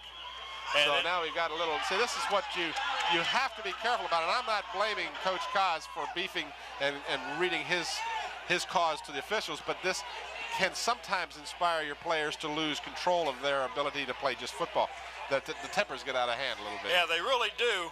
And that may have been a little retaliation against a player from the previous 15-yarder, but that's going to be a 15-yarder. Looks like it's going to be against the Phantom, so that'll put Bethel will get the ball at the 35 instead of the 20. So and that's the call, Tim. Yep. Personal foul against the Phantoms. So hopefully cooler heads will prevail. The game is somewhat out of hand at, you say, 5 touchdowns, but there's no reason to lose sight of the fact that we're playing a high school football game. Well, that's right, and I know the coaches don't want the players to get out there and do anything stupid and cause some problems, but at the same time, you're dealing with emotions of teenagers, Tim. Absolutely. And we have seen adults go, and we've seen adults do crazy things, right? Big kids have troubles in that area too. All right, they've marked it at the 35, so we're back to the game of football. Kent Johnson throws it. It's almost intercepted, but it's dropped and goes as an incomplete pass. Todd Kelly out on the pattern for the Bethel Bruins. Mike Artis shaken up on the play, and he was over there to break up that pass. And now they'll attend to Mike Artis as he is still on the ground. Looks like he might have a cramp. It's cold out there tonight, and possibly with this momentary delay we had after the touchdown, the players might have cramped up a little bit. Well, that could be too. I see that the coaches, you can see on the screen, we got a tremendous camera angle tonight. That's Mike Talon, who is stretching Artis's leg out, because obviously it just is a cramp is all it is. But if you do a lot of standing around waiting for things to happen, you cool down and you can get cramps and can pull a muscle. So the Bruins now 2nd and 10. Clock stops with 2:42 left here in the third quarter. 35-0 is our score. The Phantoms of Phoebus well on their way to their 7th victory of the season and aspirations of a playoff berth. They're playing like a team possessed. They want to be in the playoffs. Torrey Hodge picks up a couple of tough yards for the Bruins. Well, I look for the Bruins to be able to run the ball a little bit better if they do choose to run, because Phoebus knows that if Bethel's going to get on the board, they're going to have to put the ball in the air, so they're liable to be putting people a little deeper than they normally do, which will give the Bethel runners a better chance. But again, Bethel wants to get the ball in the end zone, they're going to have to put it in the air. 3rd down and 8 for the Bruins. Todd Kelly, the lone setback, and now timeout is asked for by the Bruins as they apparently saw a defensive alignment that they weren't ready for. You know, the Bruins coming into this game with a 3-game winning streak. They had won an average 24 points a game in their last games. They beat Lafayette 25-7, Kecoughtan 24-20, and then they won an overtime game. They've actually been involved in 2 overtime games, Bethel has. They won 23-17 over Patrick Henry of Roanoke last game out. Now the Phantoms started off kind of slowly. They won 7-0 over Kickingham. A win is a win is a win. But, you know, 7-0, we saw that game. Yes, it was we did. A hard-fought game. Then they came up with no points against Hampton, losing 18-0. Then they struggled and scored 2 touchdowns against Ferguson, an obvious inferior team to Phoebus. So Phoebus kind of started off slowly. They were 2-1 at one point and averaging only about 10 points a game on offense. Then they caught on fire. They beat Granby 13-6, not exactly a walkover, but then they tromped Warwick 24-12. Then they annihilated Denby 33-6 and came out last week and trounced Menchville 24-7. So keeping in with their scoring averages here with 35 points tonight, Phoebus is on a roll. Well, they really are. They have, and this is what Mike Talent said, that they are doing a much better job of. Here's that play again. This pass is completed to none other than the quarterback. Kent Johnson passed the ball out on the left side for Todd Kelly, and Kelly in turn returned the favor and threw it back across the grain for completion. Now, the only way that could be a legal play is that first pass had to be a lateral. It had to go laterally to the line of scrimmage so that it was, if he'd have fumbled it, they could have picked it up. And that's the only way that the quarterback could then become an eligible receiver. You cannot have 2 forward passes on the same play. That's correct. I think. Sounds good to me. That sounds Another good first to me down too. for the Bruins now. They've got 4, all of them coming here in the second half. Actually, all of them coming here in the last 4 minutes. A flag is down, and Kent Johnson wisely runs out of bounds. He's got the first down, but there is a flag down back at the line of scrimmage. So we'll hold on and see. But that was thrown after the play had initiated. It was a late flag. The call is correct.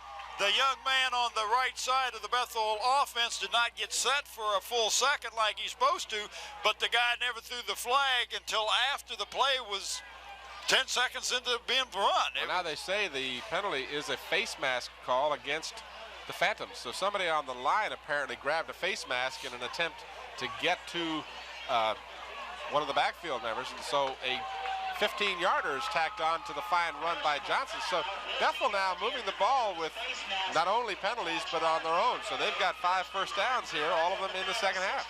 Tim, when I just explained to you, forget, because that wasn't it at all. So they've marked it inside the 16 of Phoebus. Phantoms now have to look to their defense to try and stop the Bruins. Of course, Bethel anxious not only to win this game, but certainly at least to get on the scoreboard. First things first. Handoff, inside, handoff, Boogie Wooten. Nice move to get away some one tackler, and he's struggling all the way down to the 1-yard line. That was a tremendous run. That kind of run. Do you see why I told you that Bethel needs to get the ball in that young man's hand? He is excited when he runs the ball. He was stopped 3 times and never stopped. That's right. They had a good shot at him, but he just He kept his feet moving the whole time, Tim, and he is one of the most feared punt returners and kick returners in the district, and you can see why they keep the ball away from him. He certainly can. Now the Bruins first and goal inside the 1. 1 minute and 5 seconds remain in the third quarter. Quarterback keeper Johnson, touchdown. And you can see that was a tremendous camera angle, and you can see the quarterback just jumping right into the end zone. Now that fumble recovery is a big play, Tim. Instead of now being down 21 points, they're still down 28 points. So that's 7 points that they got on that Jerry Dysick 72-yard fumble recovery touchdown run is going to be a big thing. Well, you know, you got to go back to and consider the fact that Coach Kaz obviously aired his opinions about that fumble recovery, and his team turned around on the ensuing kickoff and went all the way down the field to score.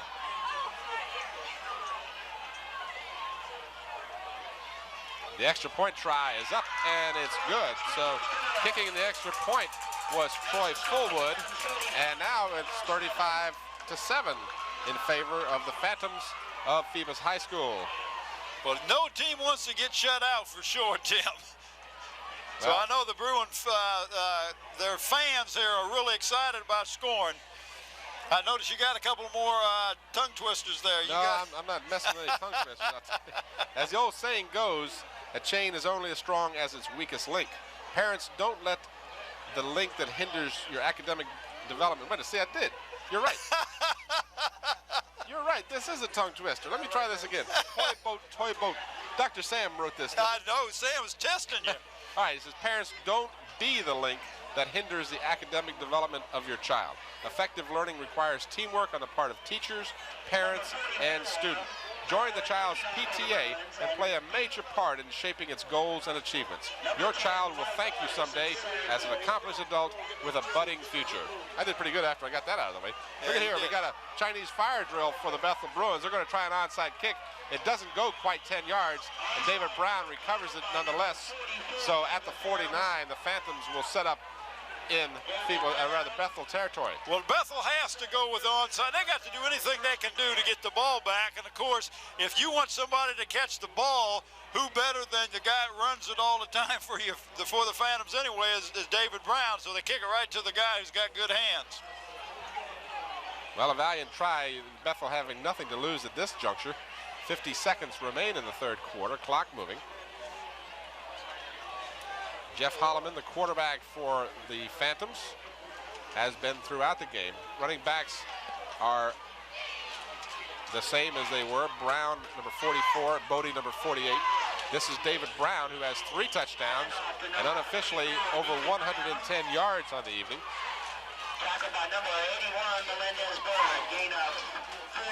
In on the stop for the Bruins was Melendez Bird, number 81, and again, it looks like we might have another cramp.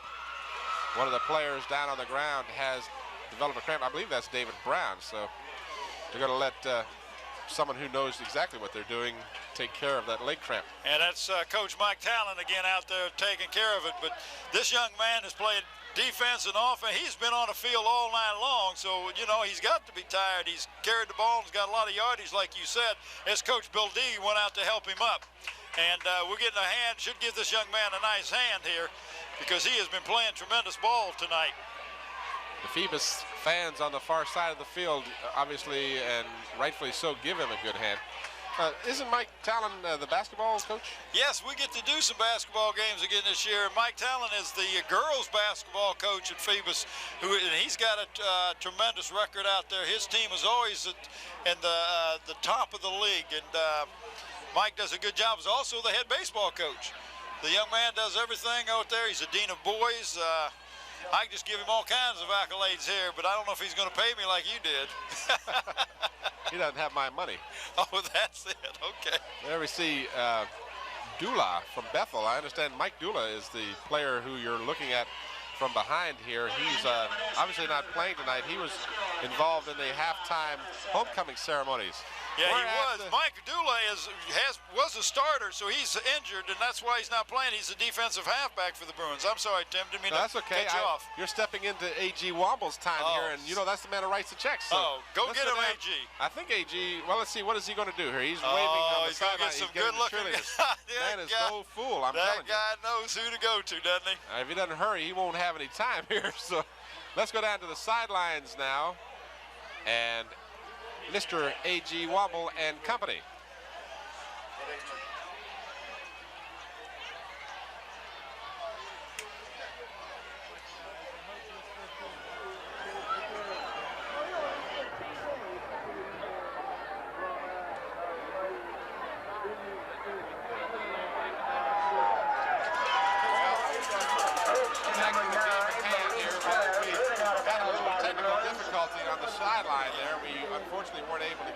Let's see, maybe we can, well, his mic is still, he thinks he's still on. Y'all been doing a great job all season. Good luck the rest of the way. Thank you.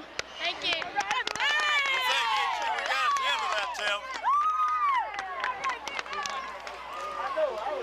I'll tell you, what do you got to do to get that job? I don't know. You got to be the man who writes the checks, I guess. Okay. Second down and 11 for the Phantoms. Holloman looks in, wants to pass, does so, and completes the pass. And Jonathan Wilson, who has one touchdown already, makes the grab. He was really treated a little roughly after that grab. He kind of paid the price. Yeah, he did. I believe that's number 81, Melendez Bird, came in and made sure he didn't get up. However, it won't stand as there is a penalty coming up against the Phantoms. They were guilty of an illegal motion in the backfield. So they will be marked off 5 yards, and instead of having a 8 or 9 yard pickup, they'll in fact lose 5 yards on the penalty. Illegal shift against the Phantoms. We haven't had a great deal of penalties in this ballgame, which we sure haven't, nice. Tim, and it really makes it nice for the fans because you're not marked. Well, the emphasis is on the ball players, not on the officials.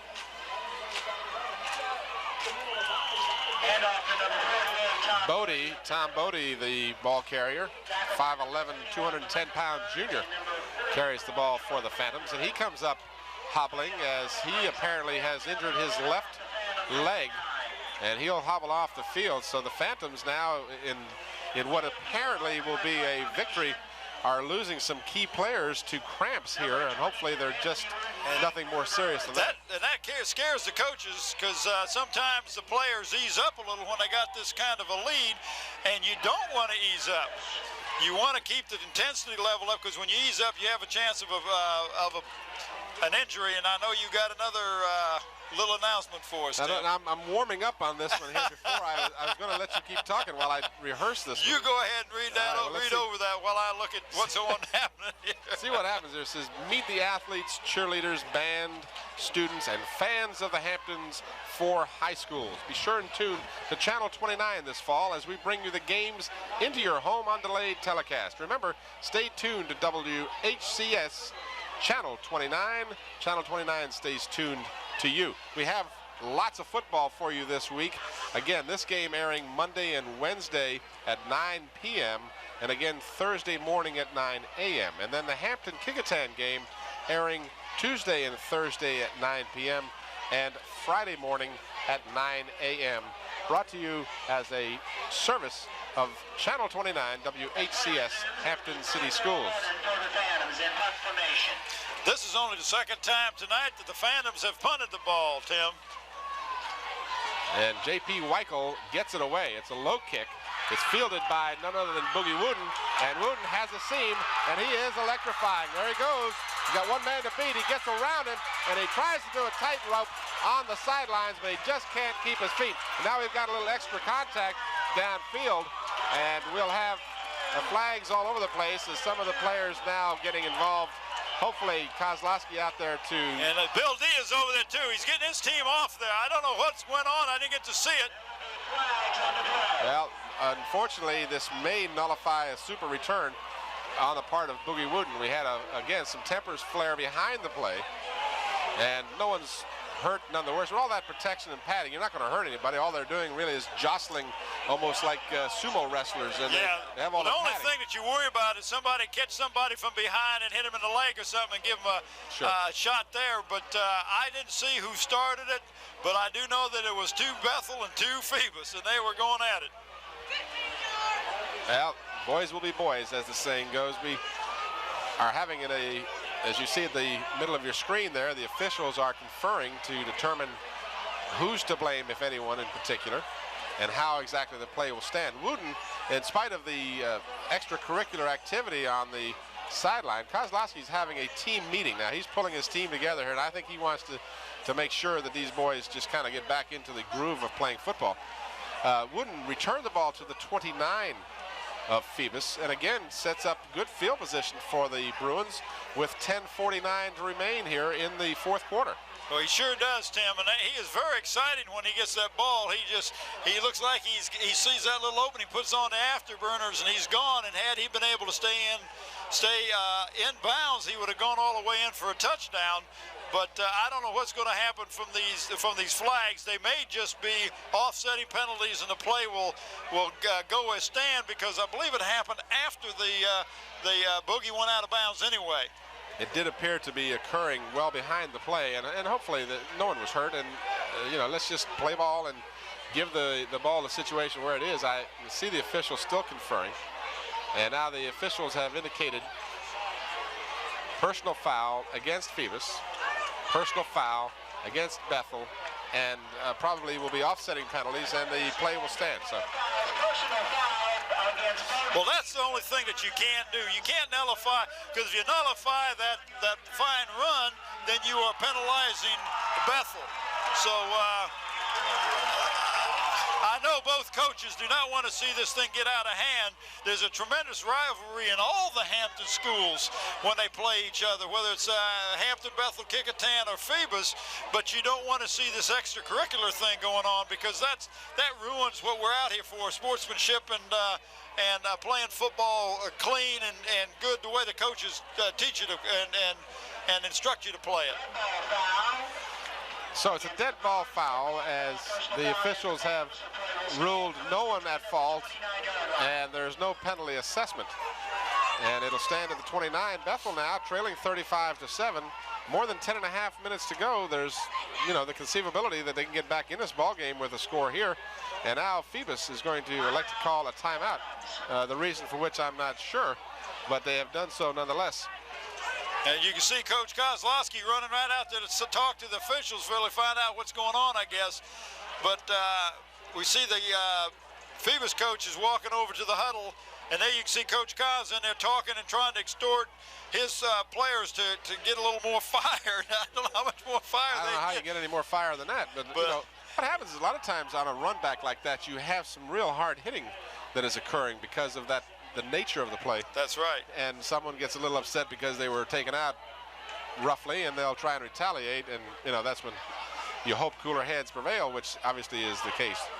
So nobody's hurt, nobody is penalized, and we are set to go. Just about 10:49 left in the ball game. Again, I remind you, Hampton and Kecoughtan. That game played Saturday night. We'll have that for you Tuesday, Thursday, and Friday right here on Channel 29. Kent Johnson, the quarterback. Throwing in the end zone for Todd Kelly. He's got it. Excellent, excellent call. Oh, that was a beautiful pass and a beautiful reception. A 29-yard reception.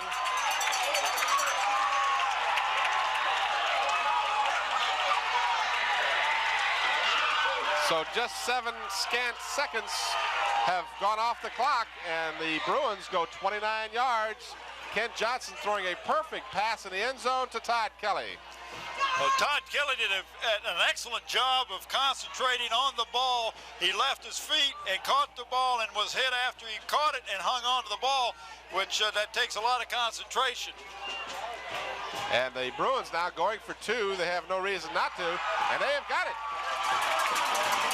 So Boogie Wooden gets the 2-point conversion in the end zone.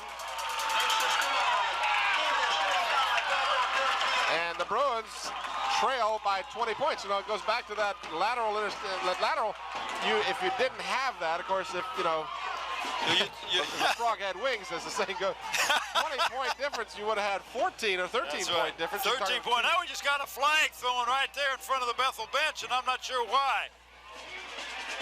Well, we'll have to wait and see. Obviously, Kaz is fired up and has his boys fired up. Now he's talking to the official. You can see it on your screen. There's something he's discussing, and the nature of which I wouldn't even start to guess.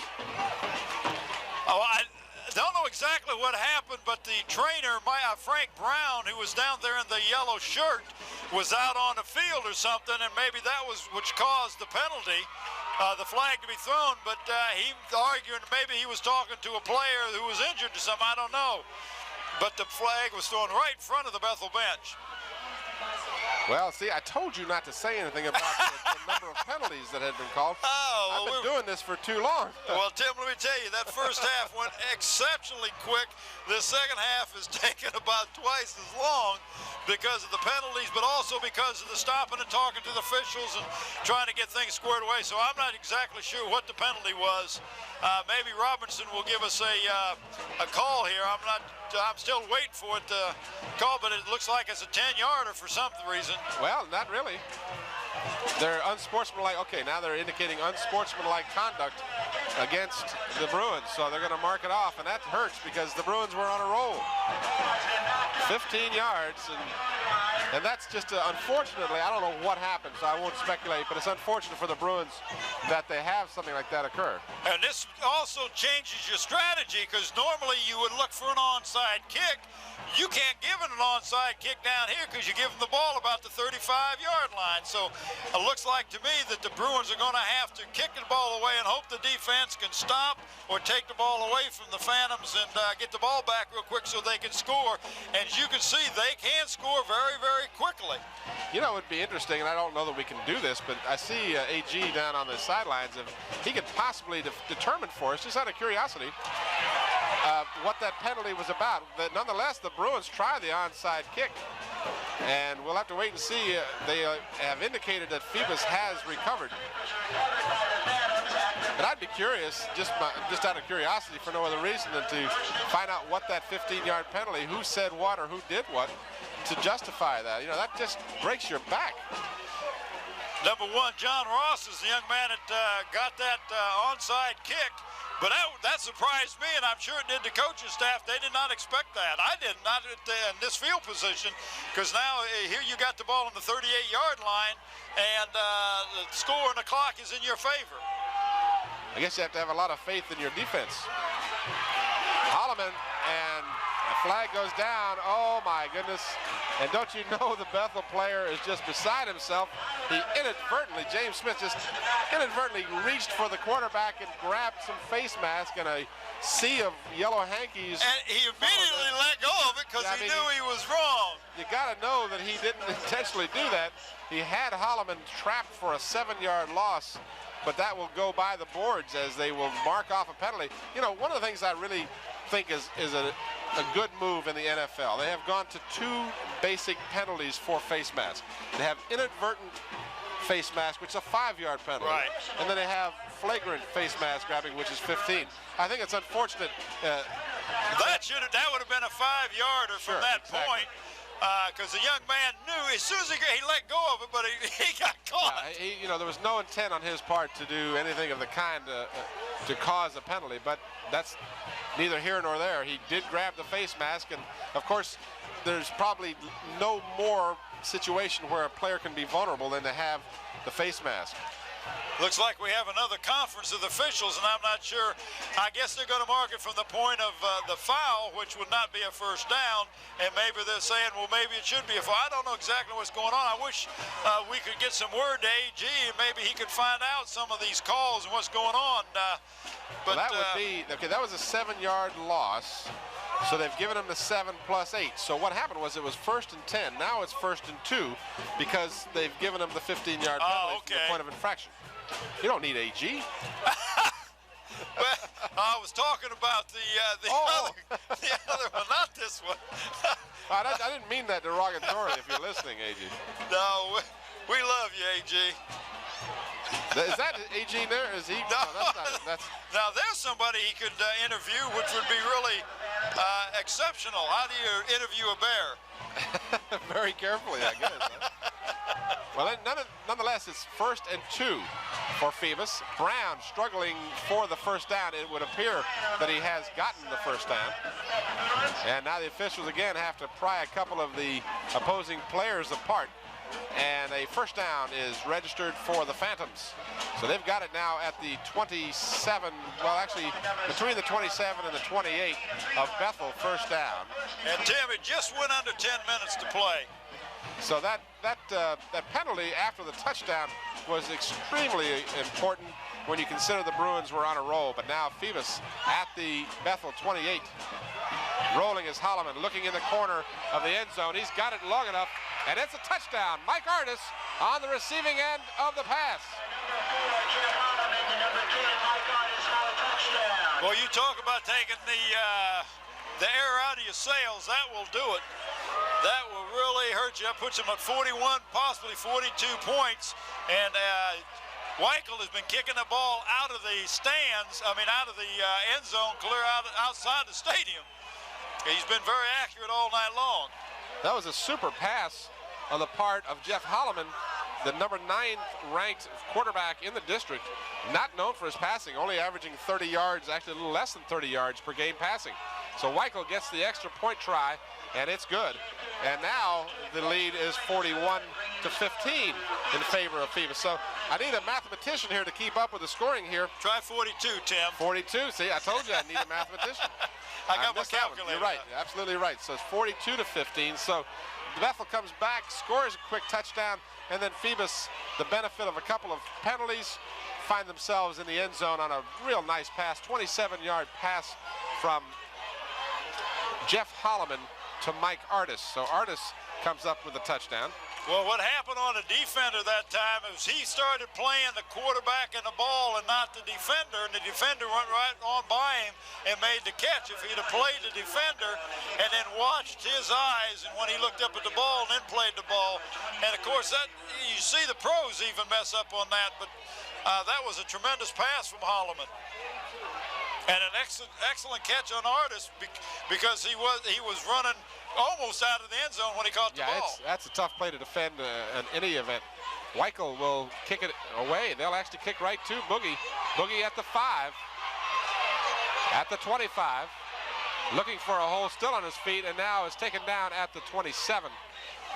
Again, over on the stop, Mike Artis. So Artis catches the touchdown, and then he comes out on the field and makes the tackle. So you have to take your hat off to these high school athletes. So many of these players play both offense and defense and specialty teams that they're really in superb condition. These guys really are. They really are. And this time of the year, too, you're kind of concerned about injuries and that sort of thing. So if one of your key people get injured, you lose really two people because you lose him off the offense and the defensive side of the ball. The Bruins now trailing 42-15, 9-10 left in the ball game. Johnson looking to pass, lofts it over. He's got a man. He's got Todd Kelly, and Kelly will have the first down across midfield at the 47. So defense is not a word being exhibited right now on the field by either team. You're right. That was an exceptional pass. It went right over the defender. He just reached up and couldn't catch it, and Todd Kelly did a good job bringing the ball down. Oh, we got flags all over the place. And Boogie Wooten out on the pattern won't get to this one, as this one was overthrown considerably. You know, Todd Kelly, we've talked about his size. It's 6'5". He's got a definite advantage over any defensive quarterback in most situations because of his height and his size. He sure does, Tim, and he's an exceptional basketball player, so you know he's got good hands. Let me take a moment while we're sorting out this penalty and run down the scoring for you. If you joined us late, we've had a prolific number of points put on the board here in the second half. It was 21-0 at halftime. The 3 touchdowns in the first half, a 20-yard halfback pass to Jonathan Wilson from Mike Artis. Then Brown ran in from 3 yards out and 1 yard out, and the extra point tries by Weichel were all good at 21-0 at half.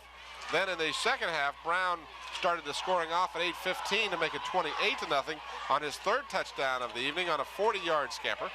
Then Dysick recovered a disputed lateral by the Bruins and ran 72 yards to make it 35-0. Then Johnson got the 1-yard plunge for Bethel, making it 35-7. Kelly followed with a 29-yard pass catch from Johnson to make it 35-15. Boogie Wooten going over for 2. This is Todd Kelly again inside the 30 to the 28. And rounding out the scoring here in the 4th quarter, you just saw it. Mike Artis, 27-yard touchdown pass from Kent Johnson at 9:39. The extra point try was good, and that's where we stand, 42-15, with a little more than 8.5 minutes to go, and Bethel is driving. Todd Kelly, oh my gracious, what a contact that time, as Kelly, the man out on the pattern, simply ran over ran over Jeff Holloman, who's the quarterback as well. He was catching that ball, and Tim, Todd Kelly didn't even see him. He just turned and ran right over the top of him, which was really good because he would have intercepted the ball right down there, and that would have stopped a nice play for the defense. But we got illegal procedure charged against the Bruins, so they'll I don't know whether they'll take the penalty or not. It'll make it a 2nd down if they don't take it. If they take it, it'll be a 1st and 15. Looks like they're going to take the penalty. Back them that much further away from the goal line. Bethel is just simply sending Kelly out on every pattern, and Kent Johnson is looking for him downfield and has had a fair amount of success here in the fourth quarter.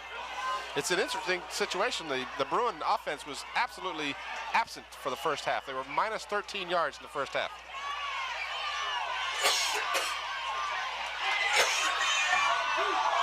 Diving in the end zone in an attempt to make the grab.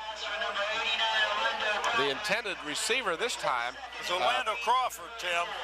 Crawford, a big one at 6'1", 209, a junior end, and he just simply could not get to the ball. Johnson aired it out with pretty good accuracy. He kind of aimed for the corner there, but it was just a little bit long, so it goes as a long incompletion, second down, and about 15 for the first down, a little more than 15. I'm impressed with the way Johnson's throwing the ball. He is getting the ball very close. He hasn't had but a couple of them that were just non-catchable at all. That most of these are within catching range, but I don't know what's happened to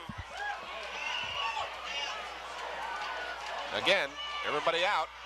This is Todd Kelly, his favorite receiver, and Kelly is dragged down inside the 20 at the 17-yard line, and that will be a first down. Well, there's some strong hitting going on out there tonight because Todd Kelly's a big man, and he was thrown down hard that time.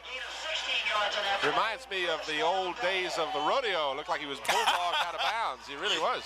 You got a good point there. So Phoebus now at halftime had 180 yards total offense. Bethel had minus 13, as I said before. Bethel has really put the points, and not just the points, but the yardage on the scoring column here in the second half, but they still trail miserably 42 to 15. Johnson has time, but can't find a receiver. Now he's being chased and will step out of bounds after getting back to basically the line of scrimmage.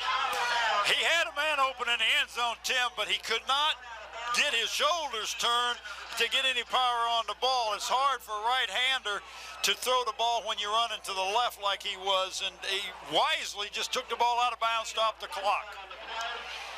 And that clock does show 8:08. A lot of time remaining. This second half, as you said, has taken 2-3 hours to play.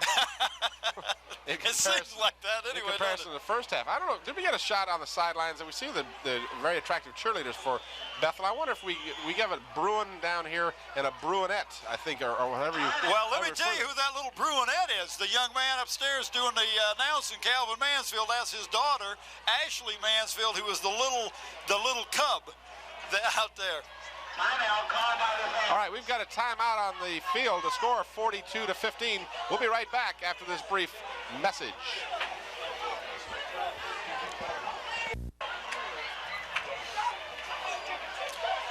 8 minutes and 8 seconds remain in the ball game. 42 to 15. That message I was going to tell you is this game is being brought to you as a courtesy of WHCS Cable Channel 29, the picture and voice of the Hampton school system. Tim Cole, Bob Hintz, that's the man on my right, and A.G. Womble down on the field. We're bringing this game to you as we will have the Hampton-Kecoughtan game on Tuesday and Thursday and Friday as well here on Channel 29. Second down and 10 for the Bruins. Johnson hands off to Hodge. Hodge is wrapped up instantly, and a fine defensive effort. Over on the stop was Tim Williams, who's had a real fine evening on the defensive side of the field for the Phantoms. I was very, that kind of confused me, Tim. They've been having tremendous success passing the ball, and all of a sudden he tries a running play, which was very unsuccessful. As you see, they lost about a half a yard. Now they got a third and long, and they got to get the first down and get a touchdown here and try to get the ball back on an onside kick again. An official has called timeout momentarily. An official's timeout. Now they've restarted the clock. Not sure what that was all about. Third down and a long 10. Johnson getting pressure and goes down as he lost his footing on the field, and covering him very quickly and efficiently was Reggie Parrish. He said, hello, here I am. I don't know if the fans got a chance to hear it or not, but we was talking about the Bruin and you called him the little cub out there. The little cub tonight is Calvin and Diane Mansfield's daughter. Diane is a teacher over at Bethel High School, and that's their daughter, Ashley Mansfield, who's a little cub. Maybe we can get a shot at that before the end of the game. 4th down. Bruins faced with a 4th down and long, and the pass is tipped at the line of scrimmage. Boogie Wooden was the intended receiver, and the ball falls harmlessly to the turf, and the ball will go over to the Phantoms on downs. There you go. We finally got a, whoa, we pulled out of that one a little quick. But there was a picture, if you got it real quick, you got to see the Bruin and the little cub. She's got to be warm, Tim. Cameraman must have been in a hurry because he left before the shot was over. So now the Phantoms, there we go. There we see, that's the big Bruin, isn't it? Yeah, well, the little cub is behind number 80. If we get 80 to move out of the way, you'd be able to see the little cub there, but he's hogging the limelight. 1st and 10 for the Phantoms. And now we have flags all over the place. We may have had too much time taken by the Phantoms. And your call of a lack of flags here, I'll remind you after the game not to do that again. Tim, I promise I'm not going to mention that again. We have been deluged with yellow flags tonight. I thought it was, the forecast was clear, but it's raining yellow flags. You know, I've been handed a score here of interest to people on the peninsula. Denby thrashed Granby tonight, 49-6. Wow. I'm not even sure that's a final yet. Denby's got a tremendous quarterback in Michael, and Bethel has to play Denby week after next, I believe. The Bruin defense stiffens here, a 1st and 15 situation after the penalty was assessed to the Phantoms. And a fine defensive play in the backfield. Over there quickly was Lonnie Jones, number 55. He's a 5'11", 196-pound senior for the Bruins. So it's 2nd down now and 16 for the Phantoms. Phantoms, of course, in no hurry to run any plays or throw the ball. They're certainly not going to do anything to stop that clock if they can help it. Well, you just read my mind, Tim, because Bethel has 2 opponents out there now. They got the Phoebus Phantoms as an opponent, and they've got the clock as an opponent. Well, just as I say, he'll never throw the ball. Holloman throws it up, and then we've got a flag. And we had contact, but that ball wasn't catchable. Well, see, I don't know whether it's got to be catchable or not in high school, but they threw the flag well after. I mean, the ball, that guy had no chance to get to the ball. The ball was a good 5 to 7 yards over his head.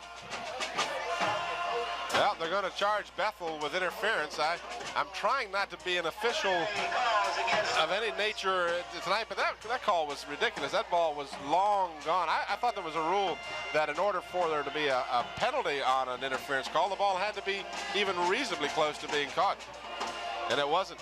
The coaching staff for Bethel over here, a couple of them putting their hands up in the air like, what, you're kidding me? Yeah. It's not been a good evening on the field for the Bruins in every respect. They haven't gotten many breaks as far as the officials are concerned either. I think I go as an understatement of the week on that. And that's an automatic 1st down, Tim. There was not enough yardage for the 15 yards. They had more than 15 to go. But as we saw last week, that off defensive pass interference is an automatic 1st down.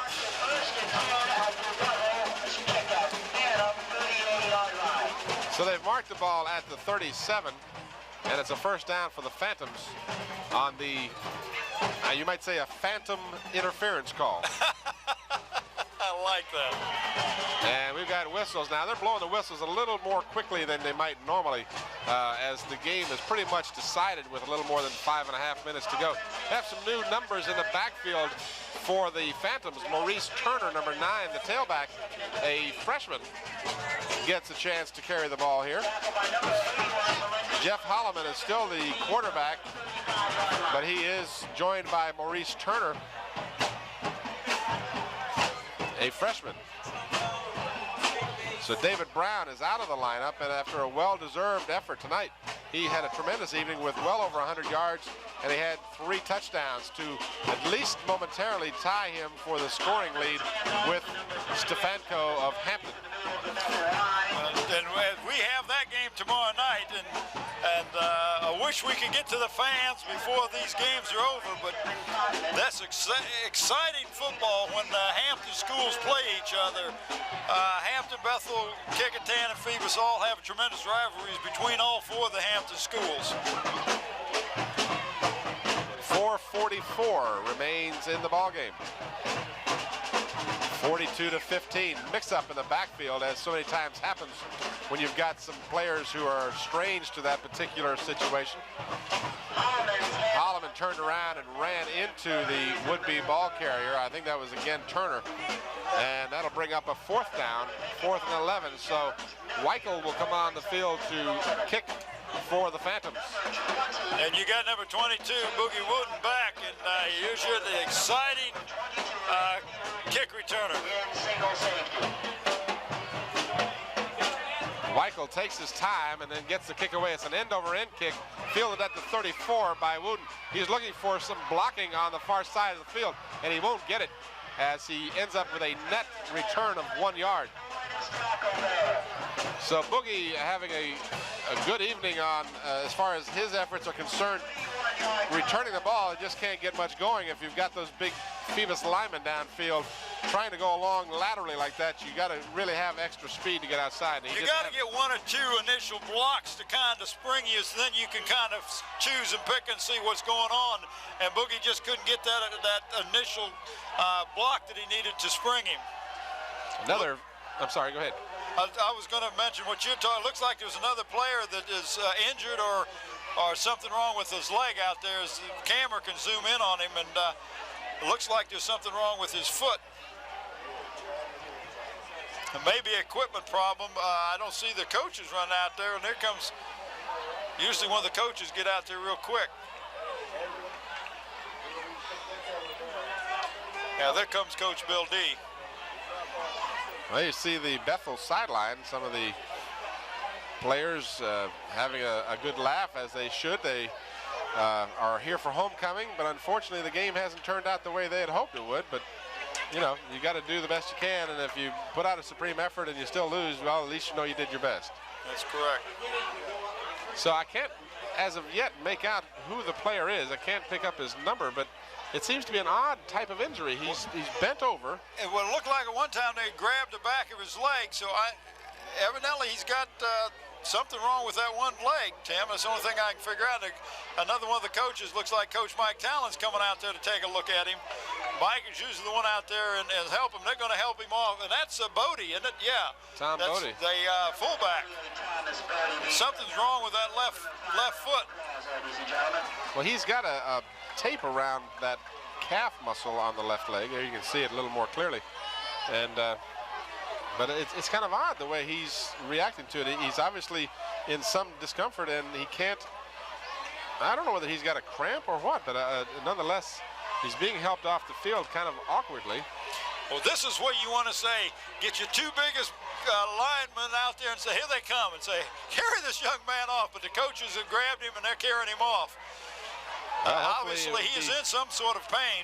I hope it's not a serious injury, because they can definitely use this young man as a good blocker for Brown in the backfield. He carries the ball occasionally and is a stalwart on their defensive unit. I think he's got a cramp. He might have a toe cramp. You know, that can happen too. That is nothing more painful that I can think of. But at any rate, 3:45, clock is moving. The Bruins have the football, 1st and 10. Johnson will go to the air for Todd Kelly, who has been the main receiver all the second half here, and Kelly picks up 12 yards and a 1st down. It's kind of amazing, Tim, and I know you had mentioned this, that Bethel could not move the ball at the first half at all. In the second half, they seem to be able to pass that ball at will, and maybe that's what they should have done, come out passing in the first half. Ken Johnson will not get this ball away, as he is thrown to the ground. In on the stop is Vincent Kirkendall, number 68 for Phoebus. Ken Johnson has had great success. He's the Well, he's coming into the game. He was the leading passer in the district with 103 yards per game. He's exhibited excellent accuracy tonight, but as I said, it was non-existent in the first half. This time he gets some big yardage, and his pass receiver on this particular occasion is Orlando Crawford, number 89, and close to another first down for the Bruins. So again, another oddity. They couldn't buy a first down until 6:23 in the third quarter, and I would say I don't have the statistics in front of me, but I'd say they easily have 7 or 8 first downs here in the second half. Easily, and that was a little bit of a screen pass over on the far side of the field, and they're measured right now for a first down, and it looks like, what's Eagle Eye there? Oh, it's short. No question. I mean, I don't even know why they brought the chains up. I don't know where you were. You could have talked. Maybe we could have yelled down to him or something. Say, save your time. You got 3 inches short there or something. I could call that just after I realized it was short. You got something going there. I don't know what it is, Tim. So it's 3rd and inches for the Bruins, trailing 42-15. It's been a long evening for the Bruins. They had a dismal first half, have played considerably better as Kelly busts up the middle all the way to the 35. And now, was that Crawford or Kelly? I guess it was Crawford that carried the ball. I stand corrected. I thought it was Kelly. I did too, because Kelly usually does carry the ball, and Crawford was the ball carrier that time. That's and he came up hobbling too. Crawford is limping up to the line. So now Kelly is back in the running back position. Quick look in goes to Boogie Wooden. He juggles it and then holds on. It'll be a race, but he'll score. That young man is exciting when they get the ball to him. A 35-yard touchdown grab for Boogie Wooden. Johnson will do nothing to diminish his statistics as one of the leading passers in the district. He's got to have over 100 yards here in the second half. Oh, absolutely. And with 2:15 to go, the Bruins are not over and through with yet, as Boogie Wooden grabs that pass, and then it was a race to the end zone, and Wooden comes up the winner on a 35-yard touchdown pass in the end zone. It goes skittering through the hands of Crawford as the Bruins tried for the 2-point conversion, and they failed to do so. So it's 42-21 now, as the Phantoms have doubled the score on the Bruins. Tim, that's 63 points have been scored. That's a lot of points to be scored in any ball game. High school, college, or pros. That's we've seen a lot of offense out here, especially the second half with the Bruins. As I mentioned, Johnson coming into the game was the leading passer in the district. He had completed almost 50% of his passes, 725 yards, and averaged over 100 yards per game. The only quarterback in the district to even be close to 100 yards. The closest one after that is 83 yards for Michael of Denby. So the Bruins put some more points on the board. It makes the sting of defeat a little less severe when you can at least do a little more scoring here in the second half. And we should look for an onside kick again, Tim. Bruins have tried it several times here in the second half. They even did so one time when the ball was set up at their 30-yard line.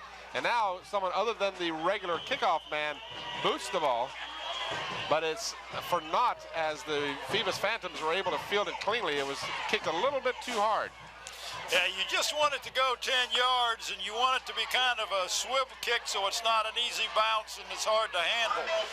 That went much further than what I'm sure they wanted to, because it looks like it went 15 yards, 20 yards, and of course, your people can't get to the ball fast enough when it goes that far. Hope you'll stay tuned momentarily at the conclusion of this second half. I think we're going to have A.G. Womble down on the sidelines with some post-game interviews. Inside of 2 minutes now, 1:50, the clock moving. The Phantoms in no hurry at all. They're going to simply fall on this ball. It may be the case that Bethel might be out of timeouts and probably can't stop the clock. So the Phantoms now just absolutely content to just sit on the ball. That's exactly what they're doing. Holloman's not even attempting to hand the ball off to anybody, Tim. He's just taking the ball, taking a couple steps backwards, and going down on his knee. Of course, the only problem with that, and you have to be careful that somebody could come in and try to hit him right hard. You can see the clock timing down there. So they're just taking all the time they can. They're going to let the clock run down. They're going to take a 5-yard penalty. So the Phantoms are saying, look, we've had a couple of guys hurt in a game that is out of hand, so they're not going to take any more chances of anybody getting hurt. So the Phantoms, at the conclusion of this game, will have raised their record to 7 victories and 1 defeat and have now won 6 games in a row. The Bruins came into the game with a 3-game win streak. They had consecutive victories over Lafayette, Kecoughtan, and Patrick Henry, and now they'll find themselves on the short end of a 42-21 victory on the part of the Phantoms of Phoebus. So the Bruins now will only really have a chance to be a spoiler in the coming weeks, as they will have Denby as an opponent next week, and then I believe Hampton is their opponent the following week to close out the season. And this will be next week against Denby will be Bethel's last home game, because when they play Hampton, it's Hampton's home game. That's one of the games that we'll do the week after next, Saturday afternoon at 2 o'clock, which hopefully will be a little warmer than it is. It's kind of nippy out here tonight, but this is good football weather. You don't want it hot when you're playing. You don't mind a little bit of coolness, and I know the ball players like it when it's a little cool. You know, the Hampton-Kecoughtan game has a very interesting ramifications to it. Of course, the Crabbers are atop the standings, if we can digress for a moment while we have this time out on the field. The Crabbers coming into that game 5-0 in the district. Phoebus is now 5-1 in the district. So a loss by the Crabbers to a tough Kecoughtan team could really throw this whole thing out of kilter. Well, it really wouldn't at that point if they ended up same. Hampton did beat Phoebus, so if they ended up with the same record, Hampton would go to Division 6, Phoebus would go to Division 5. But of course, then you have the factor of Bethel coming up as the spoiler on the game on the 6th of November. My point is that a victory by Kecoughtan would not only hurt Hampton, but it would also improve Kecoughtan's chances. Kecoughtan is 4-2 coming into that game. They could improve to 5-2 and be in a running for a playoff spot as well. That's correct. But they can only go to the Division 6. They're not like Bethel and Phoebus, who has a chance of going to either 6 or to 5 because of their lower enrollment. Phoebus valiantly trying to just run this clock out. They really don't want to play any more football. Not because they're afraid to play, but they just simply want to end this game. It's really a game that is over with for all intents and purposes. And now Bethel calls another timeout, which, it's got to be the excuse me, last guys, this is timeout. kind of silly to call timeout. You're 3 touchdowns down. You have no timeouts remain, and there's 42 seconds to go. I see AG down on the sidelines. I'm not sure who his post-game guest is going to be, but we'll find out shortly as he is readying himself for his post-game interviews. I'm not sure he wants to interview Coach Kozlowski. Don't think that's the man I'd try to interview. I'd get over there and try to interview Coach D or Coach Talon, one of the assistant coaches over there, or maybe even David Brown, who had an excellent game, or Jeff Holloman, Mike Artis. These young men had a tremendous game tonight, both offensively and defensively, and I'm sure that's who AG is going to try to get to. Ken Johnson had a great second half as he was able to connect on numerous occasions to both Boogie Wooden and Todd Kelly. 17, 16 seconds and another delay of game on a 4th down situation. Again, Phoebus just simply ran the time out to the point of a penalty. So the 4th quarter has been of an incredibly long period of time. It's been longer than the whole first half. It certainly was. You're absolutely right. As we have approached and exceeded the 10 o'clock hour, this game now 2.5 hours old. Of course, we had a big halftime ceremony as it was homecoming for the Bruins. And now the Phantoms will have to kick the ball away because the clock will not be restarted until the ball is put in play. The Bruin coaching staff exhorting his team, Coach Kozlowski, telling everybody to rush the kicker. Why would you go back for a return? Try and block it into the end zone and recover it. So we'll have an 11-man rush. Here they come. And Weichel gets the kick away. He falls down trying to draw a penalty, but none forthcoming. Ball takes a high bounce and is stopped right there at the 42-yard line. There you see the scoreboard with the time remaining. The game, for intents and purposes, over several minutes ago. Well, as soon as they put the ball in play, Tim, the clock will start. So I don't know if Bethel will get a playoff or not. They could possibly get one play, but that is all, because they're lined up ready, right over the ball, ready to go. So we will have one more play with 7 seconds, and that is it. Clock is started, as you said. 5 seconds, 4. If they don't hurry, they won't get away. So Johnson back, wants to pass, throws a Hail Mary. He's got Wooden out there, and no go as the clock has run out. And the incomplete pass occurs at the conclusion of the ball game. Coach Kozlowski on the sidelines telling his players to go on out there and shake hands with a victorious Phoebus team. And I'm sure, as we've seen so many times before, in the heat of battle, you lose your cool sometimes. But these guys are good sports, they're good athletes, and I'm sure they'll take the time to congratulate each other. Phoebus, a great year, 7-1. Oh, exceptionally. I tell you, I know that the Phoebus student body and Clay Washington and his staff out there at Phoebus are just excited about what Bill D has done with turning around the Phoebus program. Had a tremendous year last year, and now this year he's only got the one loss, and that was to Hampton at the first of the season. And as you stated, that they got better and have scored more points, but I had no idea that there'd be this many points scored in this ball game. I expected it to be a tight game.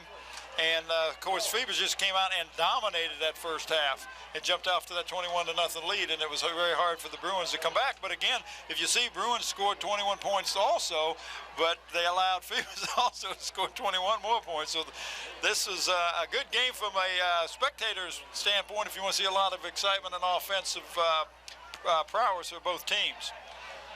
A lot of the Phoebus players were over there trying to get on camera, and unfortunately, their efforts were for naught, as we weren't able to get those shots. We've got our cameraman out on the field. He's trying to, AG is trying to line up someone for an interview as we are looking into the Bethel huddle. Coach Kozlowski having a word with his players before they adjourn to the locker room. The Bruins, again, to recap, they had a miserable first half. They just simply could not get it together in the first half. The second half, a whole different ball game, as they were able to generate some offense, but then again, Phoebus doubled their score. They had 21 in the first half, 21 in the second half. So the final score, 42-21. Tim, if you want to run down the scoring real quick, we got a couple minutes, it looks like, before AG is going to be able to talk to any of the coaches or any of the ball players, because the coaches are huddling with the teams, respectively. Coach Kaz with his team, Coach D with his team. So if you want to just run down the scoring real quick, and I know it's going to take you all night to do this, but not do the really. best you can. No, 42-21, that's it. The first half, the scoring was underway at 7:57 on a 20-yard halfback pass to Jonathan Wilson from Mike Artis, making it 7-0 with the extra point try by Weichel being good. Then in the second quarter, it was 14-0 as David Brown scored the first of his 3 touchdowns tonight. This is a 3-yard touchdown scamper. And then with 6:53 to go in the first half, Brown scored his second on a 1-yard plunge, making it 21-0. Weichel putting all the extra points on the scoreboard in the first half. At halftime, the Bruins trailed 21-0, and they had generated no offense. They were -3 yards passing, -10 yards on the rushing game, and a total of -13 with no first downs in the first half. Phoebus, on the other hand, had 8 first downs and a total of 180 yards unofficially on offense. Then in the second half, Brown scored to make it 28-0 on a 40-yard run. Dysick but he recovered a lateral, a disputed lateral for 72 yards, making it 35-0. And then Johnson finally broke the score column for Bethel on a 1-yard plunge, making it 35-7. Todd Kelly caught a 29-yard touchdown pass from Kent Johnson to make it 35-15, with Boogie Wooden getting the 2-point conversion. Artis on a 27-yard touchdown pass catch make it 42-15 with 9:39 to go in the game. And then Wooden, a 35-yard pass catch at 2:15 to make it 42-21. And that's the way we stand. Now we're going down to the field with A.G. Womble. All right, Coach Bill D, what are your thoughts on this big win? Well, I'll tell you, the score really surprised me. I thought it would be a lot closer game. I think, we jumped on them a little early, got things rolling. We had some big plays. The kids, they hung in there in the second half. It was a good football game both ways, and a good win for us. Okay, you're up 21-0, I believe, at halftime. What were your thoughts in the locker room there? Well, my thoughts were, I've seen Bethel play. They have a lot of scoring punch, and I knew, they came back and put some points on the board. So I was still very concerned that we had to come out and play a good half of football to beat them, which we still had to. We had to pull out a couple plays and a couple big plays to do so. What was that controversial call as you saw it? Well, I'm not sure. I think they called a lateral instead of It seemed to take a long time to clear that thing. I thought it was clear cut. I know Coach Kozlowski did, and I would have been just like him. I would have argued the other way. But they got to make a decision one way or another. I was surprised it took so long. Okay. Coach, let's get some of your players over here. If you just have a second, tell us about some of the efforts over here. John Brown with the line. And Billy, come on, Billy. These guys represent the Hogs. So okay. All right, Hogs, how'd the game go from your standpoint then? It was a hard-fought game. We sucked it up when we really needed to, and punched it in. What was the difference tonight, John? The difference tonight was when we played last week. They came to our game, talked about they was gonna beat us. After they beat, who was it? Patrick Henry, Roanoke. They said they wanted Phoebus, and they got Phoebus. What they wanted, they got us, and we took it to them. Okay, good job, guys. All right, who else we got over there? Jeff, congratulations, Jeff.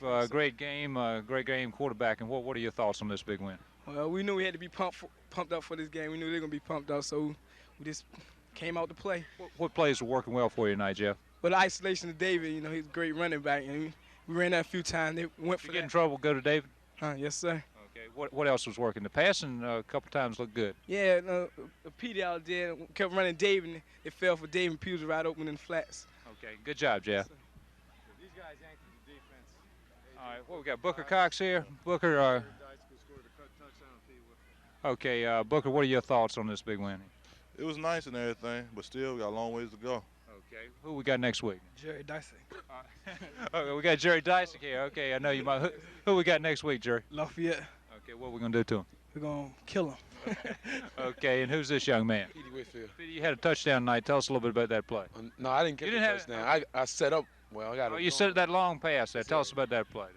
It was just off 26 boot pass, and we've been working on that play all week. And I just finally ran it right, and Jeff threw it right where we got it. And I just had the monkey on my back. I should have scored. Okay. All right, great game, Petey. All right, who's this young man? Thomas Bodie. Thomas, have to be happy with the effort tonight. Yes, sir. Okay, what about the rest of the season? How do you see it? Well, I see that we need more work, and we still can strive for the best. And Coach always told us not to let down when you're on top. Okay. And we never been on top, and now it's our turn to be on top, and we're trying to stay on top. Great game. Right. Thanks a lot. Coach, thank you very much. Okay, thank you, Bill. Good luck to you the rest of the season. All right, Tim and Bob, now back up to you. All right, thank you, AG. As the crowd has filed out here, homecoming tonight for Bethel, somewhat diminished by the obvious 21-point loss at the hands of the Phantoms. Bethel played a good game in the second half. They really were stymied in the first half. Let's give credit to the Phoebus defense. We sure have to, because they did a tremendous job that first half, just shutting down anything that Bethel tried to do. We're wrapping this thing up. I wanted to say I enjoy always working with you, Tim, but we had tremendous coverage tonight, and we don't want to see the officials. They got all the recognitions they wanted to. Now, the camera people, that's who like we this, want to right. talk about. We set up in this nice warm booth, and these poor camera people, they just freeze out there. That's right.